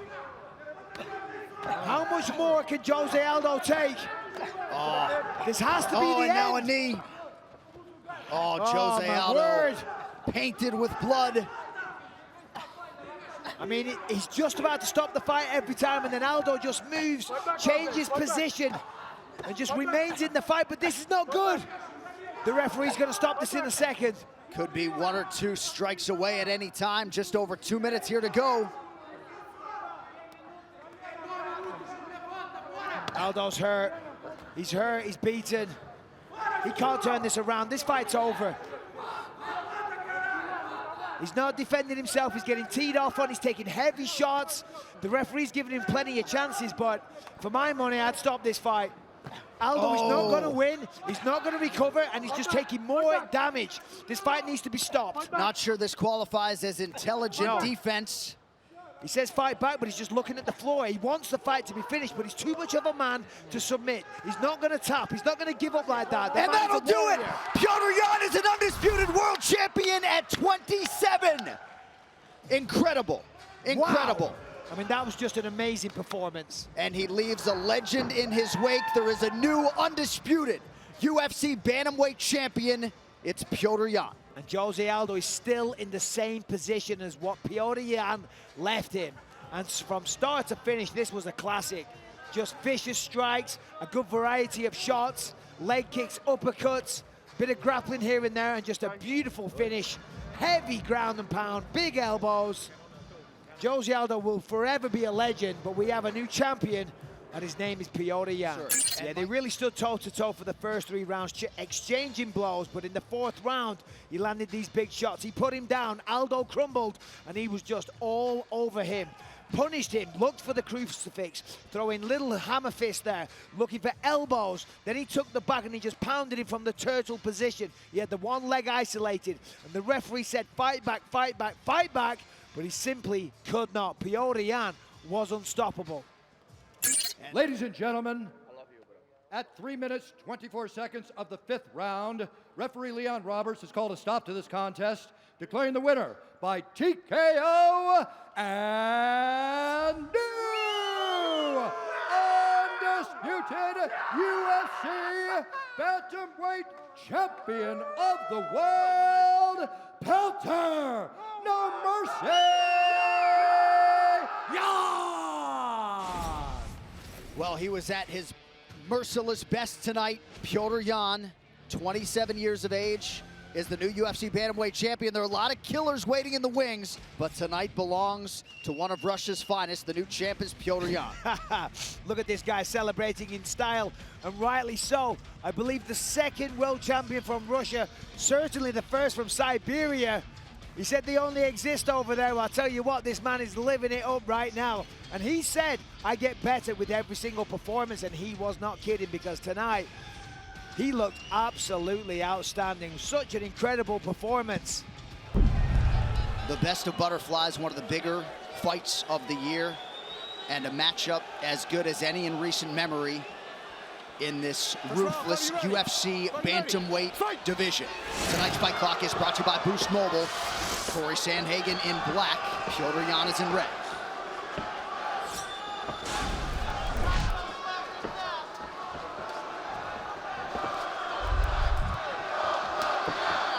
Early leg kick lands for Sandhagen, switching up the footwork early and often. Wow. Yan supporters being heard from early. I saw the Petr Yan bus earlier today, John. Yep. They didn't pick me up.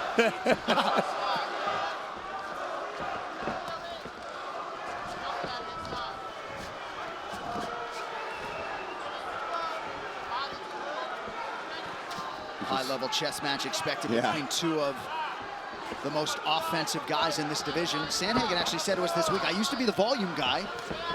Sort of prioritized highlight reel finishes of late, maybe trying to get back to the volume game tonight. There are a number of people that felt that Corey Sandhagen is going to be a UFC champion at some point. He gets this opportunity tonight against Petr Yan. And for everything that's happened in the past, if he can get this done tonight, he will feel as real of a champion as we've ever had for an interim champion. Absolutely, and already I like that Corey Sandhagen is playing with the hands of Petr Yan, trying to distract him, because we know how fast and powerful the hands of Petr Yan are. So putting them out there, distractions, angling off. Both guys taking their time. You can feel the tension in the octagon right now. Ooh. Soft left gets through for Yan. Yan keeping that patented high guard as he tries to get into striking range. Yan normally will just go forward, he'll land, he'll break people down, and later in the fights, they start to fatigue. That's not something Corey Sandhagen's going to do. Sandhagen is in fantastic shape, and he is going to try and hold up over the course of 25 minutes. Piotr's going to have to get going. Body kick is there for Yan, who exuded nice sportsmanship a moment ago after the inadvertent eye poke. Body work for Sandhagen. Yeah, that's the last thing Yan wants right now. Is some, you know, foul to stop this fight. Could you imagine? I mean, could you imagine? Corey's fighting beautifully to start this fight, though. He's giving him a lot of different looks. He's in, he's out, he's on his angles, and he's going to the body really well. And he's real fast tonight. Really fast. But we've seen this from Petr Yan before as well. Oh, nice level change there by Corey. Yeah, this would be a nice little switch up if he can go in there and take Petr Yan down. And it's good because it gives him every weapon to think about. He has to worry about everything.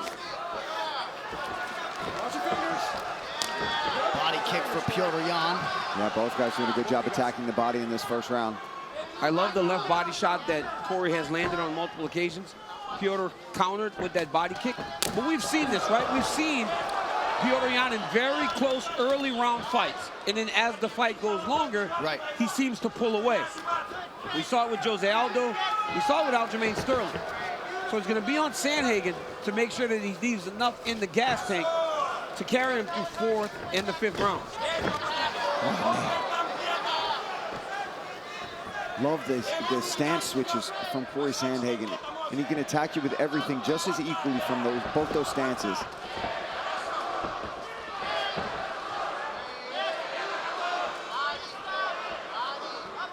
Sandhagen all up in Yan's face here early, just over a minute to go here, round 1. And he's touching with some of these shots. He's not putting power on every one of them, right? He'll throw out some feelers, get the hands up, and Yan's already got such a high guard to begin with, and Corey is trying to take advantage of that. That's why he's sneaking in these body shots so well. He'll touch upstairs, and then as soon as Yan covers up high, he digs in or chops with the low kick. We spoke to Petr about that, does he need to pick it up? Does he need to go faster? Does he need to change the pace a little bit? Because as I've spoken about, he's a guy that just is methodically going after you. It's nothing too crazy. He said, you know, I fight like I fight.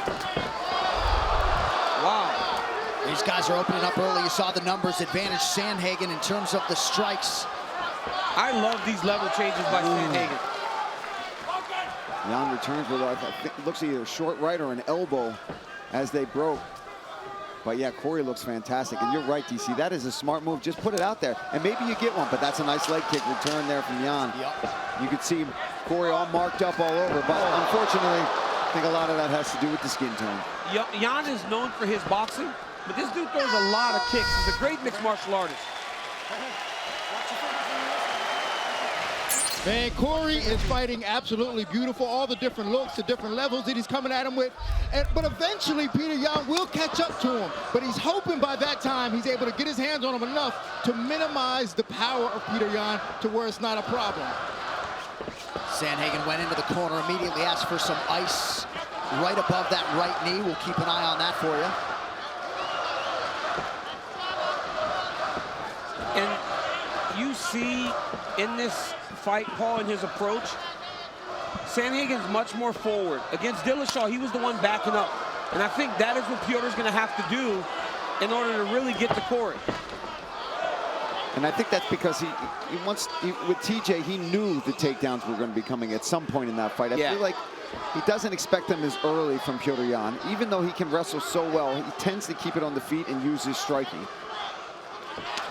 So he can be a little more aggressive with that stand-up. And he's always switching stances, which makes him so difficult to take down as is. Yan has made a sound investment in the body early, and Sandhagen able to hit that midsection of Yan a moment ago. Yan just landed a beautiful combination, and he's thrown that body kick every single time Corey changes to southpaw. He just blasts that body kick up there. Yan loading up on a right hand a moment ago. Sandhagen wise to it. Corey back to work on the body. Yeah, he's really investing in these big body shots early. And fighting with the hands, always hand fighting. And you see that a lot of times with the longer guy, right? They grab you, Once they get range, know that you're still a little far away from them, then they let something fly.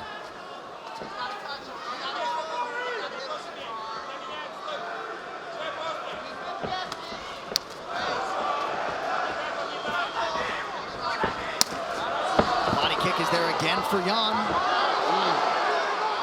Good shot on the counter by Sandhagen. Under 3 minutes to go, round 2. There's that leg kick from Petr Yan. Oh, nice shot there by Yan. Left hand comes. Big left from Yan. Sandhagen says, bring it.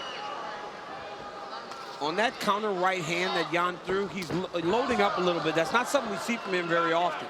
So you know that he wants to get at Corey Sandhagen. There it is. That was a little shorter, a little tighter than it landed. I feel like Yan sometimes will take it slow in the first round because he likes to make reads. Yeah. You see him already countering much better than he did in the first because he took stock of what Corey's doing, when he's switching stances, and what is going to land and be effective. He's already landed more body kicks. He's being more aggressive with the leg kick. Whenever Corey switches southpaw, he's been attacking that leg. And you saw Yan do something just now that he didn't do in the first round. When Corey threw a combination, he stepped off and he pivoted. Changed the angle, and then he went forward and landed a couple big shots on Corey Sandhagen. Much better round for Petr Yan. Look at that movement from both these guys. Incredible. Oh. As advertised here, under 2 minutes to go, round 2. Sandhagen to the body. Yan goes to work up top. Oh. Hitting back fist and a follow-up lift. You just knew this was going to be a great fight.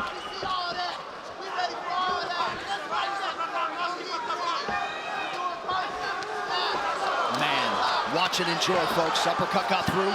Yan has got some fan. I mean, look at Yan's boxing, man. The way he throws his uppercut and then the hook behind it is so nasty. Oh, that body kick is just landing every time he throws that right kick. Nice leg kick return there from Sandhagen.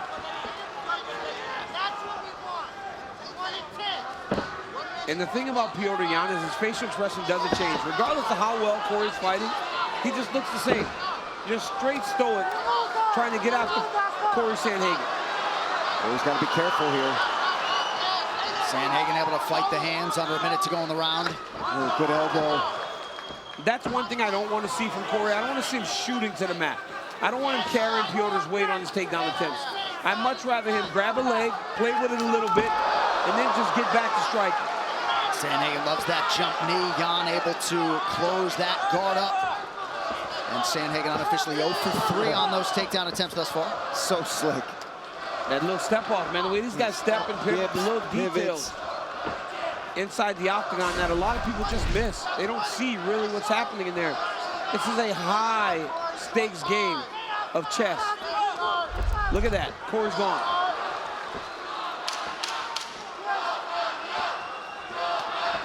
A lot of layers to the striking games of both men. Fast-paced round 2. If it's there, take it. If not, you're doing well in the striking. Why not seal the deal at the end of the round? We're in a 5-round fight. It's obviously that it's going to be competitive, and it's going to be back and forth. That was a check. That was a big check by Sandhagen. We talked about Sandhagen maybe trying to return to form as a volume guy. He has already thrown 100 more strike attempts than Petr Yan through 10.5 minutes. Beautiful. Look at that. Slips, angle, off, out of the way. And both these guys are doing it. I mean, Petr Yan, obviously, just slightly more stationary. But his movement is fantastic, too. He's got great head movement, good high guard, a little more traditional boxing than Corey. Yeah. It's more of a boxer stance, whereas Corey's just more light on his feet. He kind of pokes at you, pokes and prods, and then when he feels like he's got his good range, he's got an opportunity, he puts a couple hard shots on you.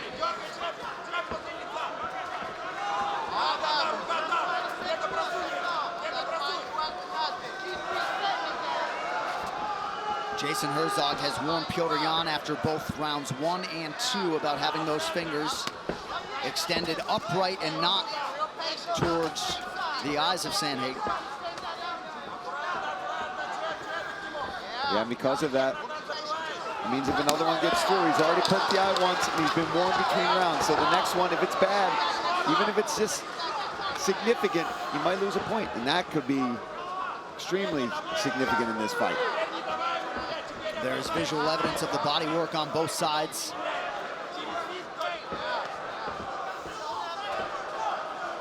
Sandhagen so subtle with his pivots. Petr Yan, check that one. Yeah, nothing hurts worse than a good check kick, man. When you kick into somebody's shin, it's as damaging as you landed. Oh, beautiful shovel uppercut there from Yan. Yeah, Yan's starting to feel himself, right? This is what we see in his fights. He takes stock early, he makes adjustments, he makes reads, then he starts laying on the pressure. Yep. I just don't know if Corey Sandhagen's going anywhere. Corey's pace is not going to slow down. And he's actually making Petr miss a lot. Like, yeah, no doubt. Yeah, no doubt. making him miss. He'll like engage him. And then when Petr thinks counter, counter, counter, he's gone.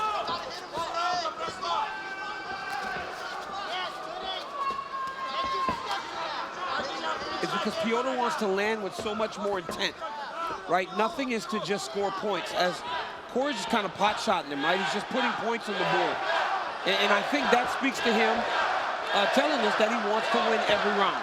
Opposed to, well, if he's bloody and he looks bad, I'm the guy that's winning. No, it's about every 5 minutes individually. And a moment ago, as the decibel level rose because of a Yan attack, Sandhagen immediately returned fire, and that speaks to everything he said to us on Thursday. Not letting Yan's offense go unanswered. Nice combination from Yan. When Petr lets his hands go, man. Set to behold. Incredible. Yeah, he's fast. So fast. Whoa.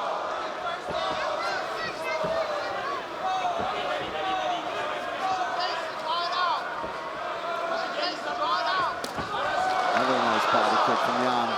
And that left hand starting to find the range consistently. Now a right from Yan. Sandhagen back to work on the jab. Oh! Spinning power to hurt him. Oh my goodness. Vicious ground and pound here from Petr Yan. Petr Yan threw that same spinning back fist earlier. It didn't land, but this time he extended it. It's the follow-up. Yes. Wow, Corey Sandhagen able to scramble, get out of that position. Oh, gotta watch his neck.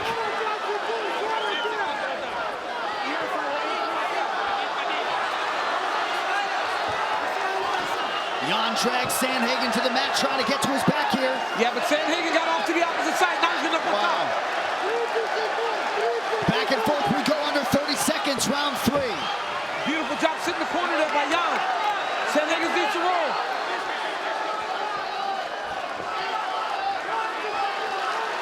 What a fight, Yan right back to work.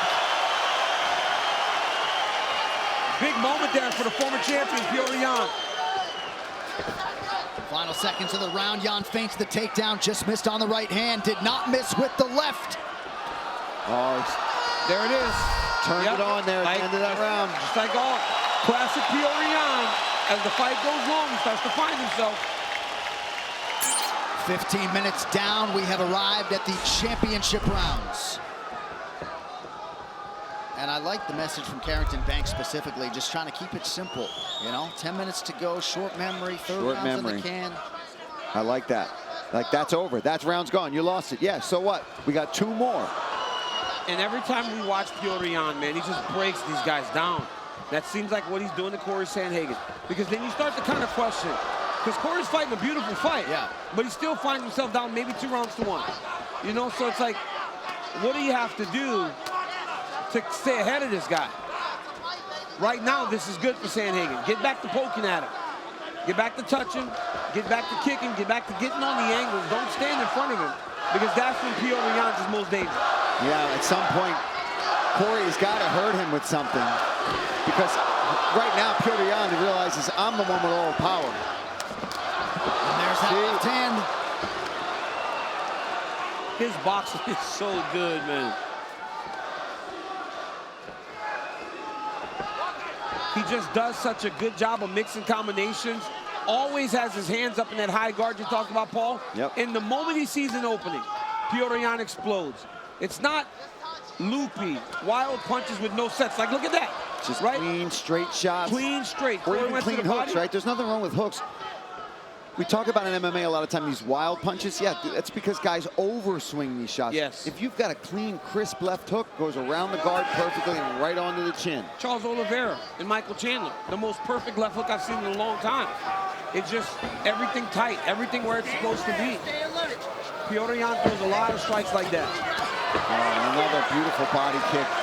All set up by his hands, and that hand speed is just insane to watch live. I'm cheating the monitor, I can't help it. Oh. Corey's got some big swelling on that right cheek now. Round 2 could potentially loom large. Rounds 1 and 3 seemingly easier to score. And Yan has significantly closed the gap in terms of the significant strikes landed. 123 to 89 unofficially now for Sandhagen, who shoots. Gets it. And look at the scrambling ability of Petr Yan already on an ankle. Oh, he slips out. Good job from Petr Yan to recognize that. Corey's still in the back, though. Corey needs to find a way to take him down. Go to a back trip, do something to get him to the mat. Oh, he gets back to the high crotch. Beautiful job by Sandhagen. Yan had gotten so comfortable in the striking that he had forgot about the wrestling threat. I'd like to see Corey, when he plays with this hand fighting, is start looking for those elbows. Because at least get a cut. That nice step in right elbow was very nice. Yan back Sandhagen up with a combination. Oh, beautiful body shot. Oh my goodness. Petr Yan starting to pour it on. This Petr Yan is good. And if you're a bantamweight watching this, it's scary. I mean, this dude, for as well as Corey fought early, once again, he starts to pull away a little bit. And I'm talking about a game Corey Sandhagen who understands what's at stake here.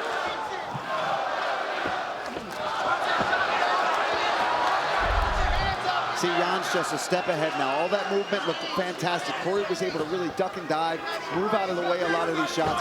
Now he's just stalking him. Oh, spinning back fist. Oh, Corey's starting to look for some elbows. I like it. Yeah, he's starting to get, that's good because earlier it was all punches. Now as he steps in, he starts throwing those elbows. Oh, God. Right hand right up the gut for Yan. That was some significant swelling, champ, underneath the right eye of Sandhagen. Under a minute to go in round 4. This is no good here. He takes a shot, and now he's accepting being on the ground a little bit, Paul. Yeah. If you're Sandhagen, you got to get back to your feet, or you got to find a way to end up on top here. Oh, good job by Corey. Nice wizard kick by Yan. And then Yan, as soon as he gets back up, he's automatically throwing combos and getting to work. And on the ground, he's seemingly always in control. He's got an elbow there. When Corey fights those hands, he can't box with him at this point. Not in close like that. Yeah, because the power is coming from Yan. And he has the range, right? When they get close, his height becomes a bit of a detriment to him because he can't generate power as much in such a close space as the shorter Petr Yan.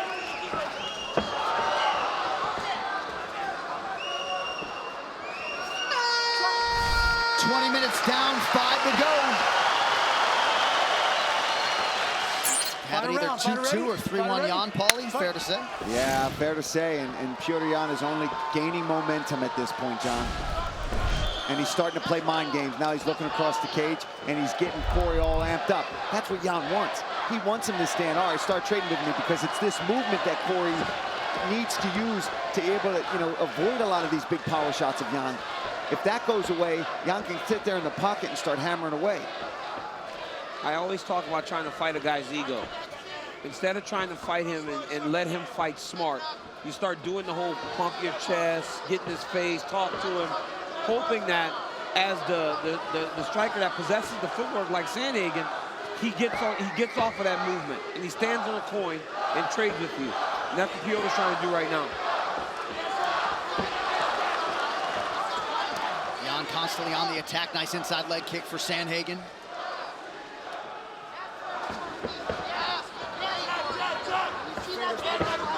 And Corey Sandhagen is in here.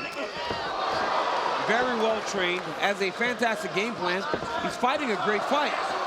But it just seems like as the fight is going longer, Petr has kind of figured him out, and now he understands his approach and what it needs to be. I don't want to say Petr Yan sometimes will almost, or we've seen in the past, throw away around in the beginning to get all those reads. Right. But he got hit a lot more in round 1. Then round 2, way less. Same on round the 3, Sterling fight. significantly less. Some have used the analogy playing with his food a little bit, but he's a master of making adjustments. Yeah, exactly. No, I don't think it's that, right? Because it's just an intelligent fighter making reads, getting rhythms. You can watch Corey Sandhagen all you want, all day long. Watch the tape. It's a different beast when you're actually in there seeing it in front of you. So it's just a sign of an intelligent fighter who makes reads, makes adjustments, and see what's going to work. What am I going to be able to hit him with? He found the body kick. Then he started finding his hands, the leg. He softened it up. Hasn't had to use the wrestling, really. When the movement's a lot, it's hard to punch guys. You got to kick them. When they're circling off to their right, you got to use your left leg. When they're circling left, you got to use your right leg. You got to cut them off with kicks. You can't cut them off with punches. That's how you end up following. And Yan does a good job of cutting off the center of the octagon and just staying right in Sandhagen's face. Sandhagen moving well, able to avoid a handful of those shots defensively. We have crossed the midpoint of our 5th and final round.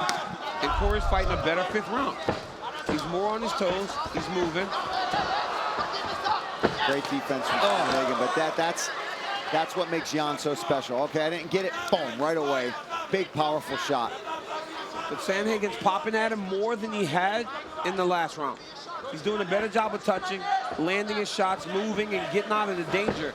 Last round, it looked like he was starting to really fade, and he might have gotten finished, but he's had a real good bounce-back round. Does that mean he's winning it? Oh! Sandhagen eats that massive head kick seemingly without issue.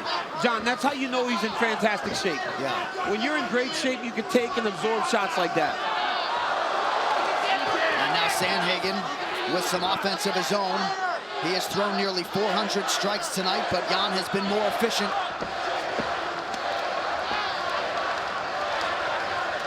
Yeah, Corey's got to start going for it here. He's got to start, not that he's, I don't want to say go for it, but he's got to start trying to find the shots that are really going to do damage. Look for that flying knee, maybe throw some spinning attacks. I know it's risky, but at this point in a fight that you're probably down, you need this. You don't only need this round, you might need to really make a statement in this round or get a knockdown or a finish. You know, John said early, he said round 2 looms large. And Sandhagen's doing a great job in round 5. Now, Petr landed that big head kick, so all the oohs and ahs from the pro Yan crowd can have an effect on the judging at times, but Corey's fought a much better 5th round. He has. Right hand lands partially for Yan.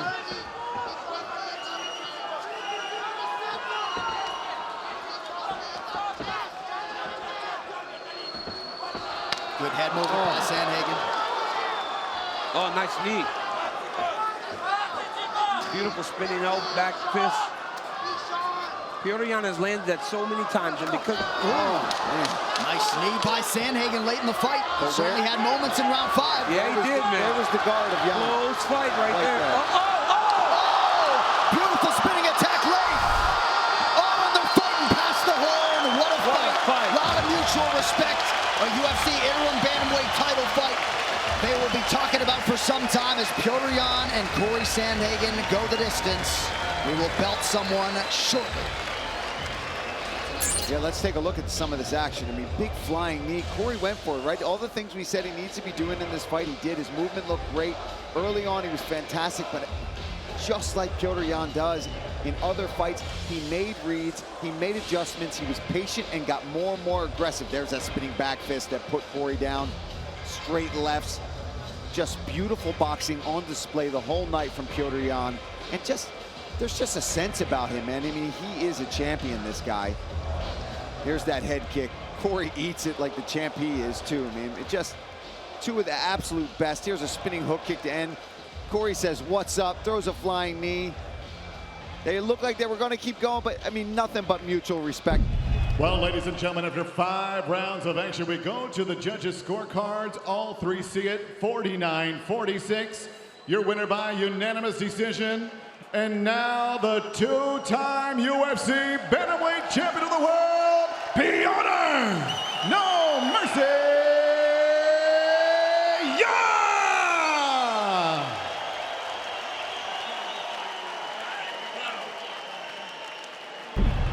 And thank you all for being here for the monster that is UFC 299. Tonight's fight clock is brought to you by Timex, official timekeeper of UFC. Song Yadong opens with a leg kick. He's in black. Petr Yan in the red. Ooh. Very quick hook by Song Yadong. Song Yadong has ridiculous speed and undeniable KO power. Very special power. And swaggy Song Yadong is a thing, John? I guess so. I love that. He's got the new hair, the new nickname, Kung I Fu love Kid. that, man. Swaggy Song Yadong. He's so fast. He's so fast and so good. I mean, he's 26 years old. He's been there forever. He's fought some of the best in the world. And now he's in there with a former champion. What an opportunity for a young man. Nice overhand right a moment ago from Petr Yan. Yeah, and then what an opportunity for Petr Yan to turn back one of the most dangerous contenders in the division and establish his place. Ooh. Good left hook from Yadong. Yan always defensively responsible, hands up high.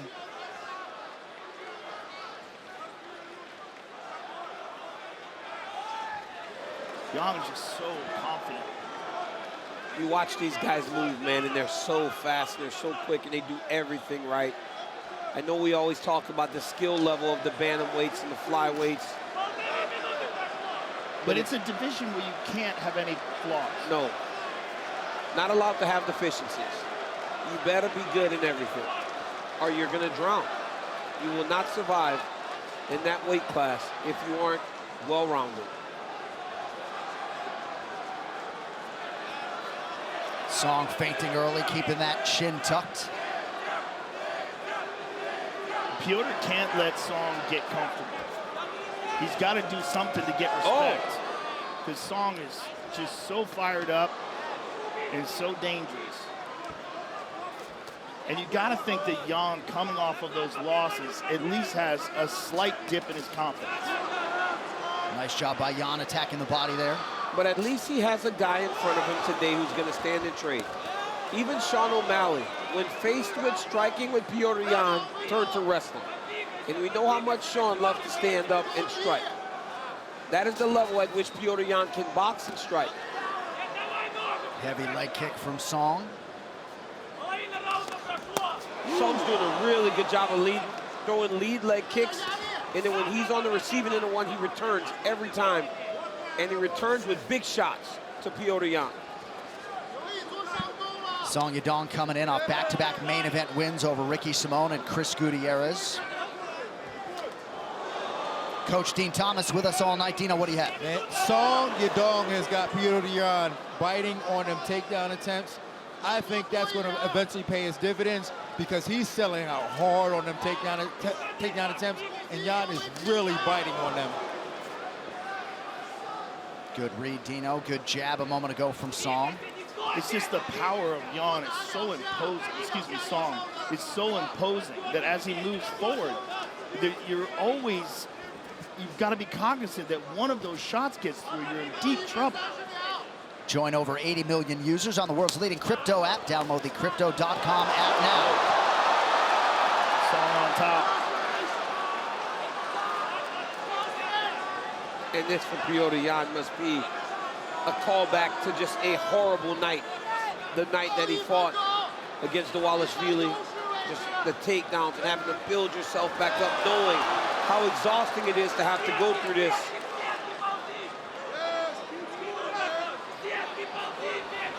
Oh, beautiful Granby by Petr Yan. That was nasty, but Song just followed him.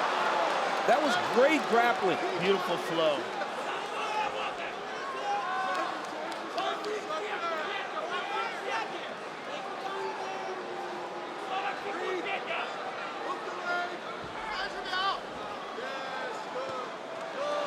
Oh, big shots.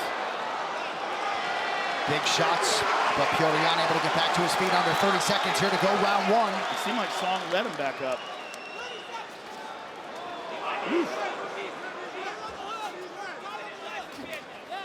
Nice counter left from Song. Maybe Song felt like he accomplished what he needed to in the takedown. I mean, that's what Dean was talking about right there. Yes. Those fake attempts at takedowns. Song's building his reads. Maybe as the fight goes on, he's going to give him that feel and then throw something up the middle to try to hurt him. The Yan corner did not like those first 5 minutes. On the other side, Uriah Faber contented with his pupil Song Yadong. Wanting him to shorten up that left hook. There it is. You could tell in that corner of Petr Yan, they don't like it. A little bit of desperation, like, hey, we got to get going. We can't be behind him. We've got to feint more. We've got to get to leading. Because right now he is reacting to everything that Song Yadong is doing. And Song Yadong right away gives him a fake takedown attempt, throws a combination, and drives himself into the clinch. Tonight's social media post brought to you by Godzilla Kong, the new Empire. Experience it on the big screen and in IMAX, only in theaters March 29th.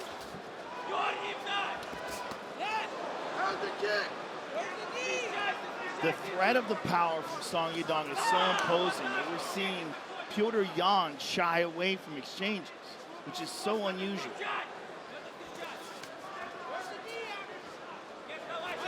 I think it's that takedown threat. He does not want to get taken down. Every time Song level changes, I mean, Petr Yan just overreacts. Now he's landing his jab. He's starting to find, look at that, right there. He always wants, nice uppercut there. Yeah, 2 of those in a 20-second span for the former champ Petr Yan. Big overhand right from Song. Petr Yan has decided to sort of dig in here. Yeah. He's going to have to. Yeah, he is going to have to. He's got to deter Song Yadong from walking him down. That combination he landed before, he hit a 1-2 up top and he landed a nice body shot. It's very good. But his fear is this. Every time he tries to stand his ground, Song level changes and gets to his legs. Jake Gyllenhaal and Conor McGregor face off in the new movie Roadhouse, streaming soon on Prime Video. This is interesting. Big elbows from Petr Yan on the forearm of Song Yadong.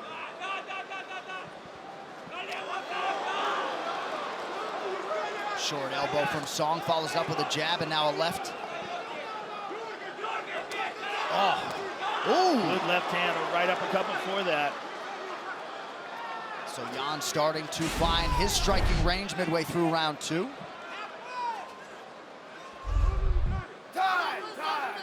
Yan dealing with a tape issue. Keith Peterson will allow an official to come in and cut that off.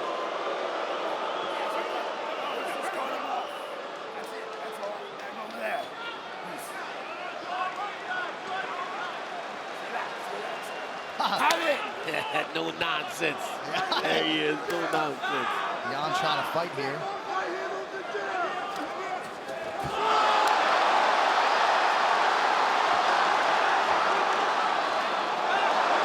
Petr Yan really starting to open up now.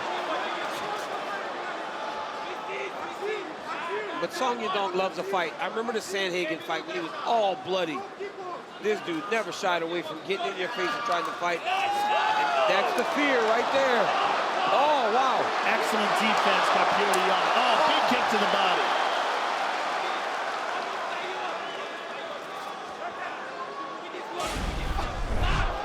Snapping jab from Yan.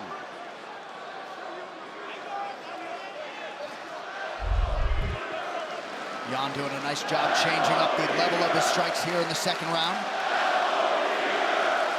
Wow, they're chanting, let's go, Petr.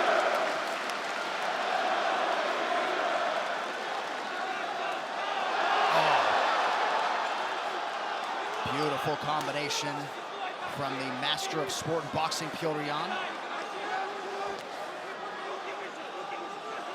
He's doing a good job here of avoiding some of the big strikes from Song Yadong.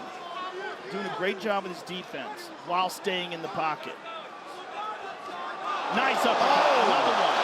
Beautiful. That uppercut has been the weapon of choice here, round 2, and takes it to the body. But good head movement, too, by Petr Yan. Nice body shot there by Yan. Man, he really dug into that body.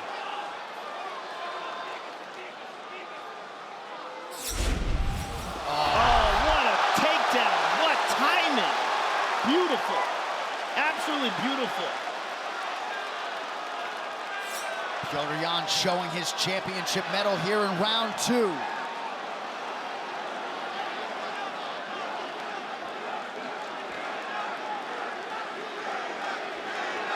Nice elbow from Yan. Looks like it cuts on. Yes, this is a big, big round for the former champion. Establishes range much better in the stand-up, much better combinations, and that takedown was huge. So that cut for Song Yadong on the same side as the Sandhagen wound, albeit in a different spot. Petr Yan back to work off of that jab. And Petr Yan traditionally builds as the fight goes on. That is what makes him so dangerous. Uriah Faber had a great message for Song Yadong. Get back to fighting smart and doing the right things. Don't rest if you get taken down. Whoa! What a crazy takedown attempt by Petr Yan. Yeah, fake the uppercut, unable to land it. Nice elbow in the clinch. Petr Yan's on fire here.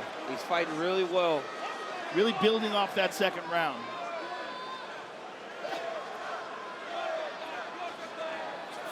Jab is there, yeah. Song staying committed to that jab.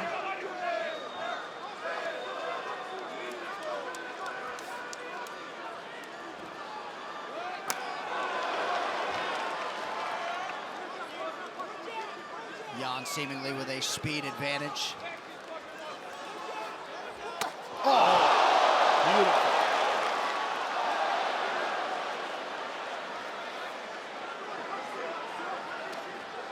I mean, the reactions that Song Yadong is getting from Petr Yan on just that little reach down is crazy. I think the Marab Dwavis really flashbacks. Yeah, he ruined it. Yep, I mean, he ruined it. Yeah. A little stumble there from Petr Yan. Boy, he just grabbed that. Look at the balance of Petr Yan. Amazing. Here comes that kick. He's setting it up.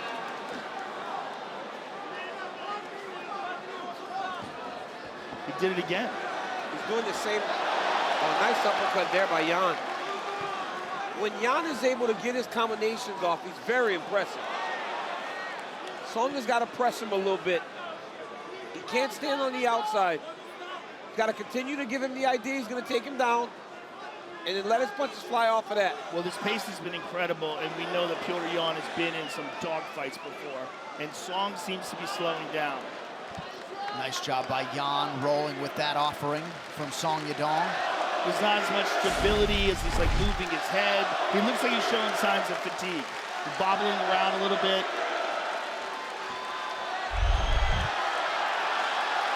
Takedown defense holds up again for Yan. Nice uppercut. Every time he gets that uppercut is sick. High-level mixed martial arts skills on display here in the bantamweight division, coming up on 2 minutes to decide it.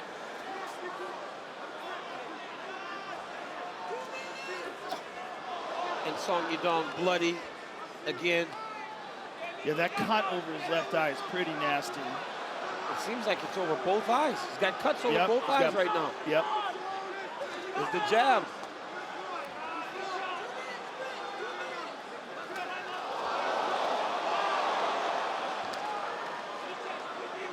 Song lands over the top. Beautiful jab from Yan.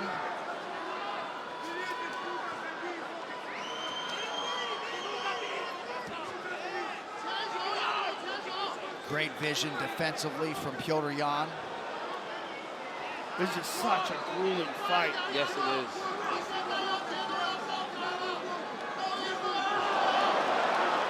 But when it comes to grueling dogfights against top-flight competition, you've got to give Petr Yan the advantage. Yep. He's been here so many times. Look at that. Nicely done by Petr Yan. Song is fading and Petr's covering his mouth.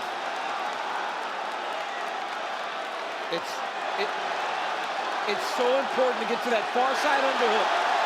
Whenever you got the half guard on one side, you got to try to find that far side underhook. You got to kill his underhook because that's what they use to get back to their feet. Song Yadong has got to get to a hip and start to build. If he finishes this fight on his back here, he is going to lose.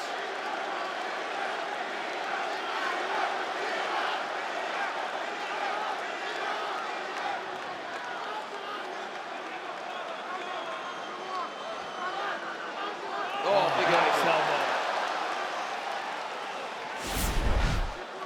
Song seems much less effective off of his back.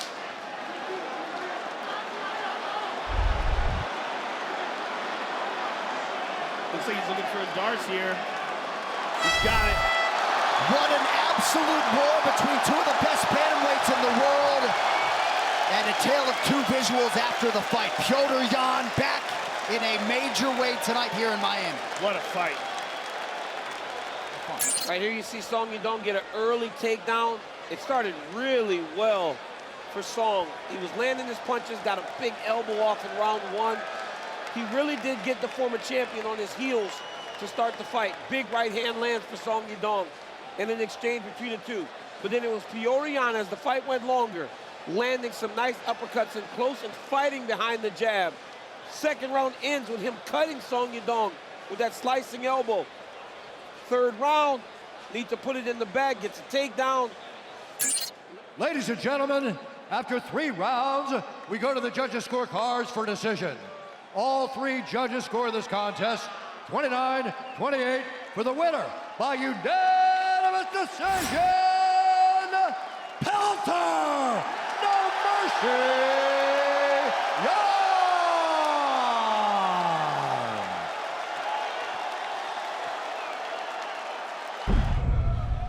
Here we go, ladies and gentlemen. 2 former UFC champions primed and ready to throw down here in the main event. Davison Figueiredo believes he needs a maximum 3 rounds to get the job done tonight. Petr Yan says he's going to exploit the holes, first round. sink the finish, get the bonus. A lot on the line here in Macau, if you need a reminding. Yan is in the black, Figueiredo in the yellow. So the boxing of Petr Yan is beautiful to watch. The combinations, the footwork. But Figueiredo, very unpredictable and very powerful. And he was true to his word straight away. One kick, boom, straight in with a double leg. Attempt. That was a gorgeous inside trip. Oh nice. My gosh. Well, he told us he wanted a quick takedown.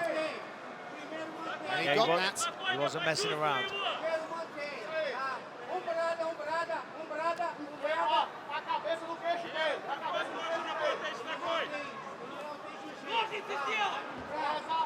Yan looking to elevate and get Figueiredo off of it. Figueiredo in a spot here where he might be able to start to set up either a Darce. But he could go for a guillotine, but I don't think he's going to do it here. A lot of decisions he could go for Anaconda, Darce. He's got a cradle on him right now. Yeah, oh, I see it. Yes, he does. You're right. Moves to the back, though. Hasn't secured the position quite yet.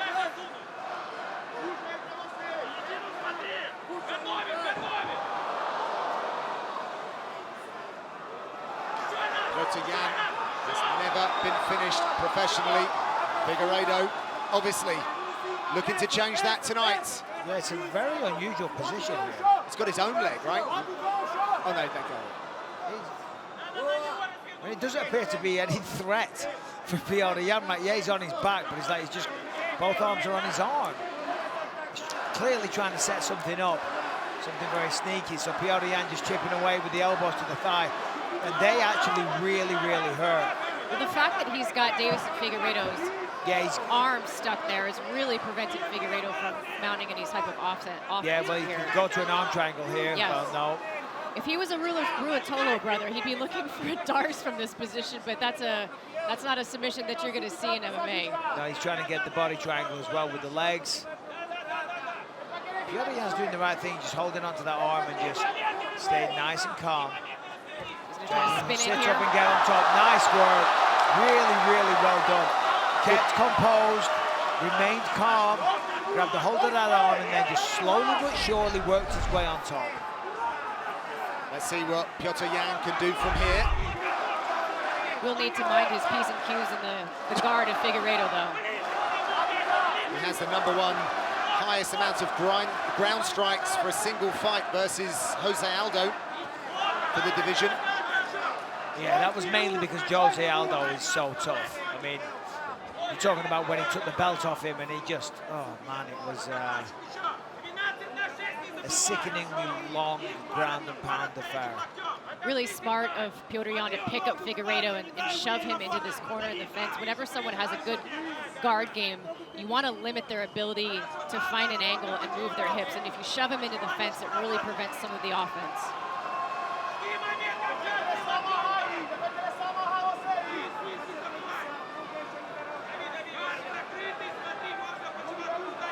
Grinding his elbow into the face of Figueiredo.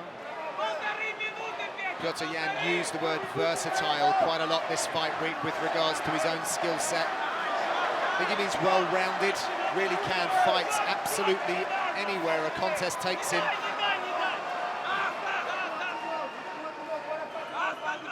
He was also dropping some pretty good quotes. Yes, he was. You know, It's like listening to the Daily Stoic. Yeah, no, it was great. You know, stability is mastery of life. That was my favorite one. I was like, yep, you're right, buddy. Only a bad soldier doesn't want to be a general. Only bad soldiers don't want to be generals. Yep. And talking about being champion, he says, well, the bigger the target, the harder to miss.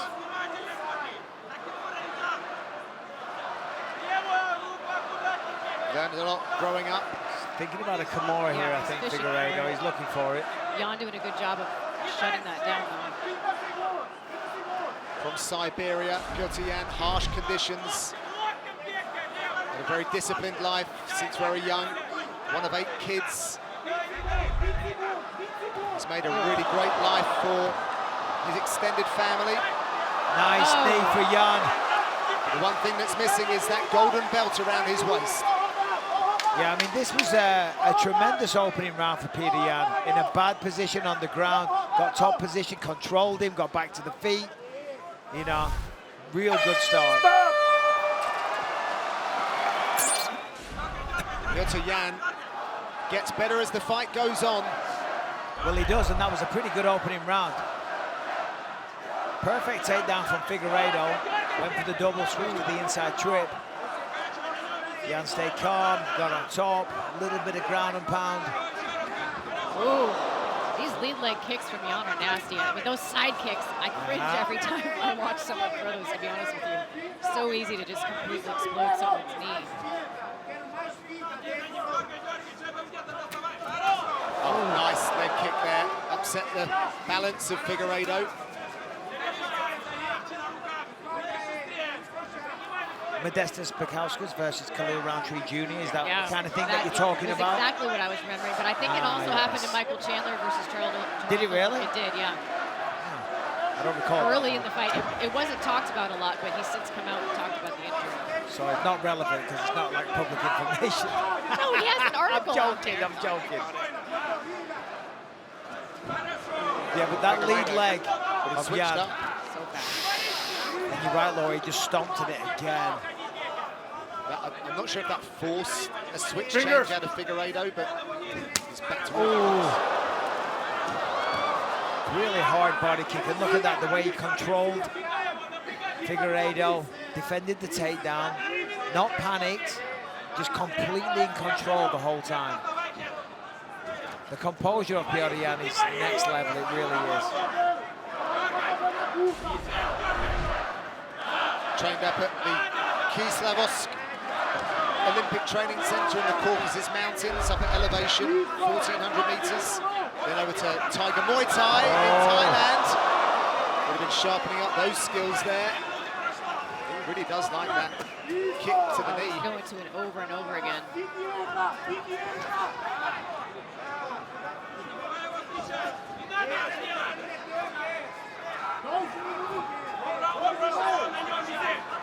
He's looking for that I think it's called an Osotogari. I'm getting my judo Osotogari, wrong. Yes, you're talking where about? he skips in and Yeah. does the reap. It's a major out of reap. Thank you. Osotogari. Okay. Osotogari. Figueiredo missed, and Yan was straight on him. Oh, that's nice a big right as well. Figueiredo. Wobbled him or hurt him for sure. Yan's on shaky legs right now.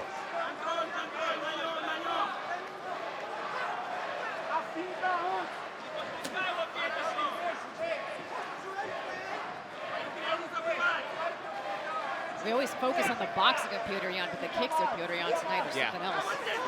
Remember those knees in the clinch against Uriah Faber? His clinch works excellent. Pretty good in all ranges.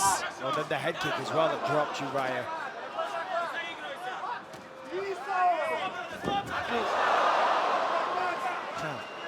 I love how Figgy just gave him a smile. Like, all right, yeah, a bit on the the fade.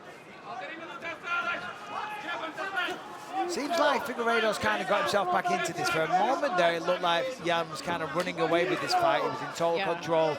The last couple of minutes or so, well, ever since he landed that big shot, it's kind of changed the complexion of this fight a little bit. Well, Yan has to respect it now. I mean, he can't just start playing with his food. That was nice. Wasn't effective, but it was a creative entry. Both of these guys so experienced, a lot of fight IQ as well. Petr Yan has fought the last 3 UFC bantamweight champions. Fingers, Peter. Highest level competition.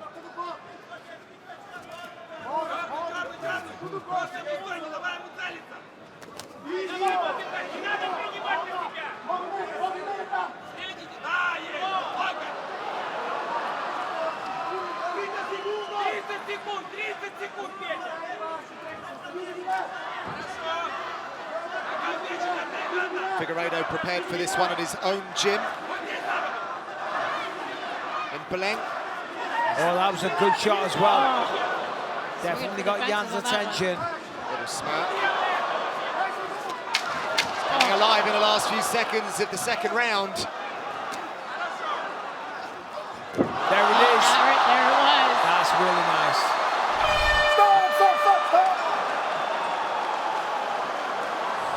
Back to action here in the main event, round number 3.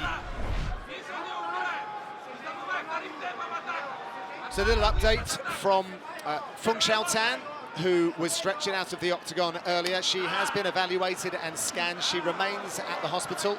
We will continue to give you updates whilst we are live on it.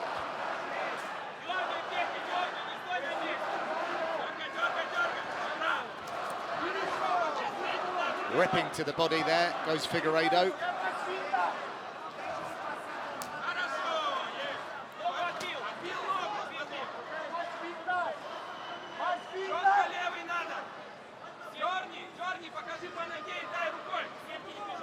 Figueiredo said that he was going to corner Yan in this fight. He's certainly trying to right now. Yeah, he certainly is. Switching stances, putting on a lot of pressure. Yan's just been a little bit too slick, but as I said, last couple of minutes of that round, Figueiredo having a bit more success because he's got the punch power. And speaking of power, he just drove right through him there. Nice takedown. Oh, Yan out. Yeah, uses that leg to get back to the feet. Really nice. Bounce right back up like a jack in the box. Technically very proficient. Pops right up. Oh, nice uppercut there by Yan. Perfect little uppercut. Right as Figueiredo thought about level changing. Well, Figueiredo's going to hang on for dear life here. Let those cobwebs clear a bit, but Yan's not going to let him do that. Oh, nasty hammer fists. Figueiredo working from this closed guard, just trying to control the posture of Petr Yan, not allow him to land those hammer fists.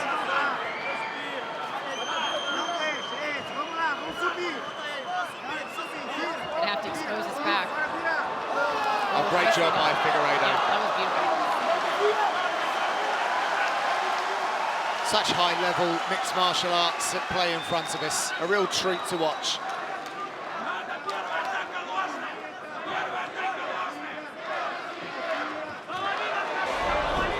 success in that exchange. Yeah, Yan going to the body with that lead leg this time. So far, it seems that Yan's kind of got an answer for everything that Figueiredo's got, whether it be the takedowns, he can get back to his feet. Whatever it is, Yan so far is kind of just one step ahead. John Gunn alongside Laura Sanko and Michael Bisping. Got Mackenzie Pavicic as well backstage. Pleasure to be here in Macau at the Galaxy Arena.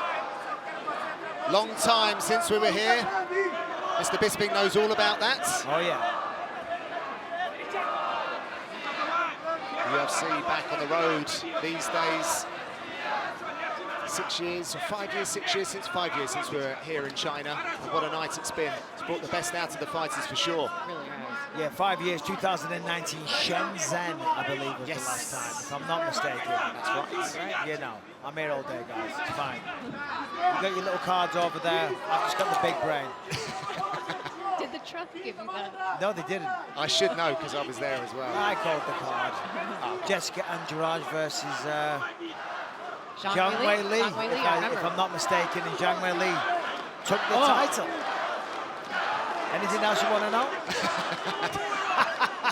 Petr Yan starting to find his flow again with these kicks. Yeah, see, that's what Figueiredo needs more of, though. He's going to let go with the hands. Granted, it's dangerous, but the other approach isn't working so far, and he does have real knockout power. Look at the significant strikes round by round. There's that uppercut again. I love it when Yan starts to use the uppercuts. It's the same thing he did against Song Yadong that really changed the complexion of that fight, the momentum. Oh, and again, stepping through with it this time, covertly executing that uppercut and a flying knee. Petr Yan is getting creative. He is feeling himself tonight. Yeah, he's in the zone now. He's got the timing, he's got the rhythm. You know he's got a damaged opponent. He's just teeing off, having fun. Figueiredo's. Time, put it in. Fight! But we've still got a few more seconds than what is showing on the clock, or maybe not. Maybe not. Keep it rolling. Championship rounds now, round number 4. Petr Yan, a fantastic third round. Figueiredo will find out what he's got in response. Yeah. Showed his back. Petr Yan is looking fantastic here. Great footwork. Just cat-like quickness. Yes.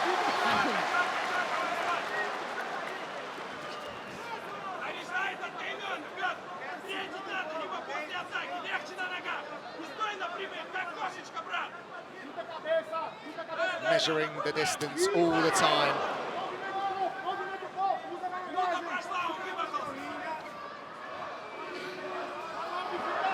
Needs to be millimetric precision tonight to make it count. And this is going to be demoralizing for Figueiredo. Like he told us in the meeting, he was going to take him down, make it look easy, just bully him, be too strong for him.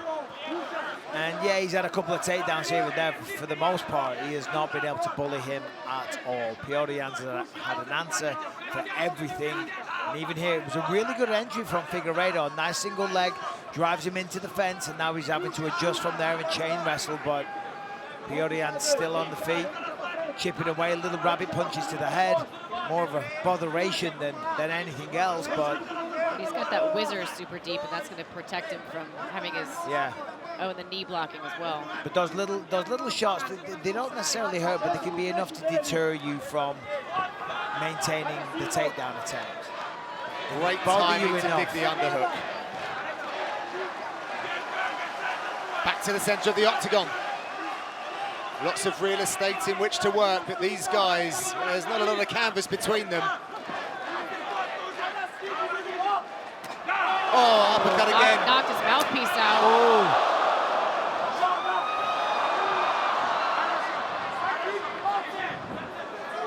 Stop time! Put it in. Put it in. Let's go. Fight, let's go. Stance switching from Petr Yan, keeping his man guessing. A lot of these shots pretty stealthy from Yan.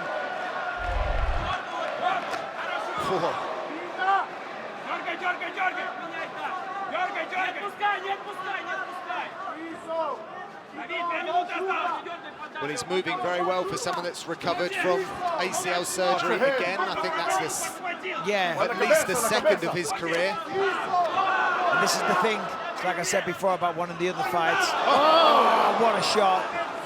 Figueiredo started to swing, he's starting to get a little bit reckless, a little bit like Volkan Oezdemir versus Carlos Ulberg. When you start to swing, you leave the openings. And certainly for a clinical striker like Yan, he is so good to watch.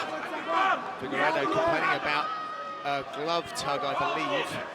Yeah, but that's a sign of frustration. It is, and absolutely, you have to stay focused. Who cares if the guy grabs your glove? He's trying to punch you in the face. He's trying to kick your head off.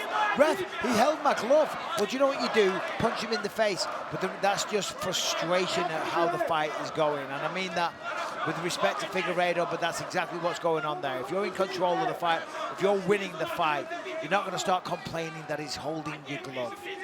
Looks like there's some loose material on Petr Yan's glove, so expect a little pause in the action to fix that. Yeah, bit of tape hanging off.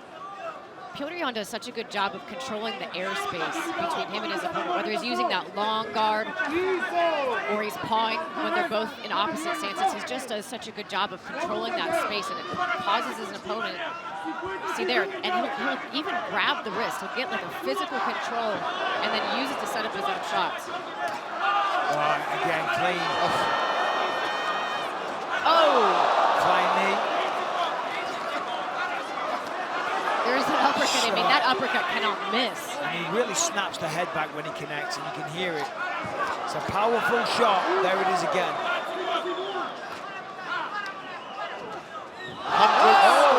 Drops in proper. Big knee to the midsection. Always dangerous. Figueiredo hurts him to the body. Wow. Figueiredo coming on strong. What a fight. The chin on Figueiredo. Yeah, but the knee that Yan just landed. Airborne for it.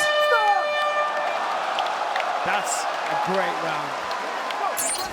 Petr Yan was doing great work through 4 rounds, but he maybe had his bubble burst a little bit by Figueiredo, who's rallied back.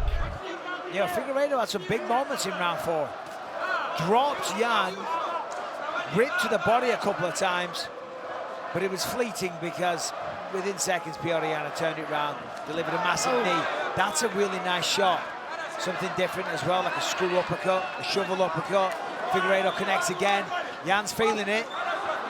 Look at that little pot shot, steps away, goes for the major out of reach, unsuccessful. Unbelievable cardio from both of these guys. I mean, that, I cannot get over it. They haven't slowed down one bit. We are already 5th round. Professionals of the highest order, of course. Figueiredo's doing it with a 1-month-old as well back home. So clearly, Mrs. Figueiredo's doing the heavy lifting there. And he actually spoke about that, capitalizing this moment of his life to squeeze the juice out of these opportunities.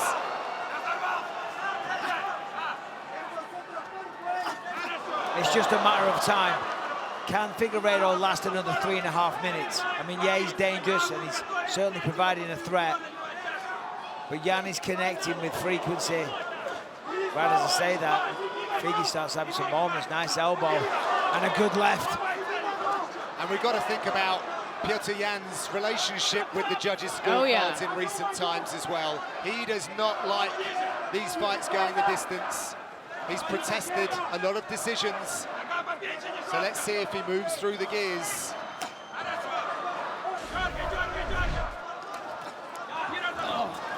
Again, that uppercut.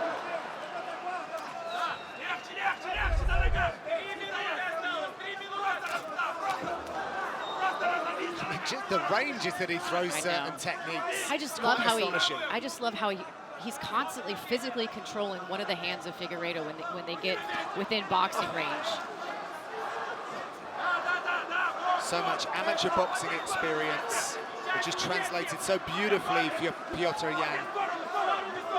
Yeah, I mean, look, listen, Figueiredo's definitely had his moments without question, and even still now in round 5, he's still pressuring.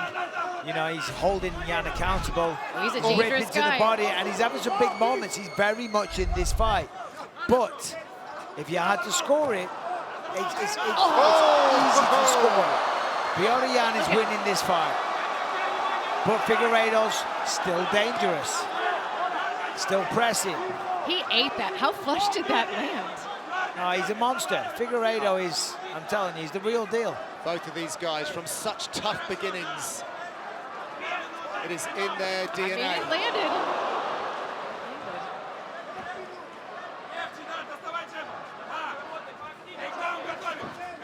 Searching forward is Figueiredo. Great range management from Yan again. Slips him the elbow. Oh, nice right hand. It looked like Figgy was wobbled there for a second.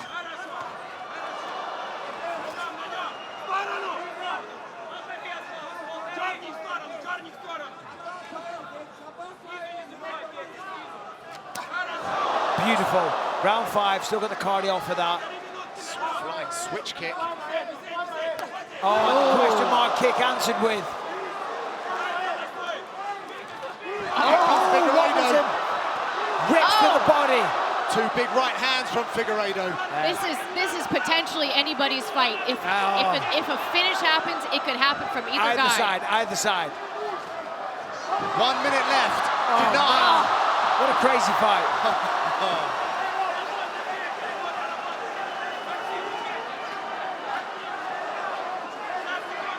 The uppercut again for Petr Yan. He has defended his #3 ranking like a lion. But Figueiredo, he will try and pick his pocket at any time. Round by round strikes.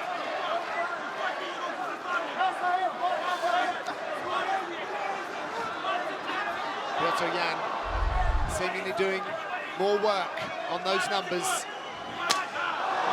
That hurts.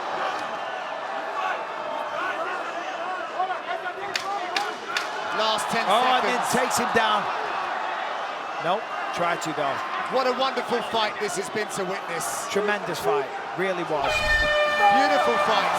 Congratulations to both men. Really entertaining stuff, but it does go to the judges' scorecards. They will be collected. We'll have the results on the other side of these.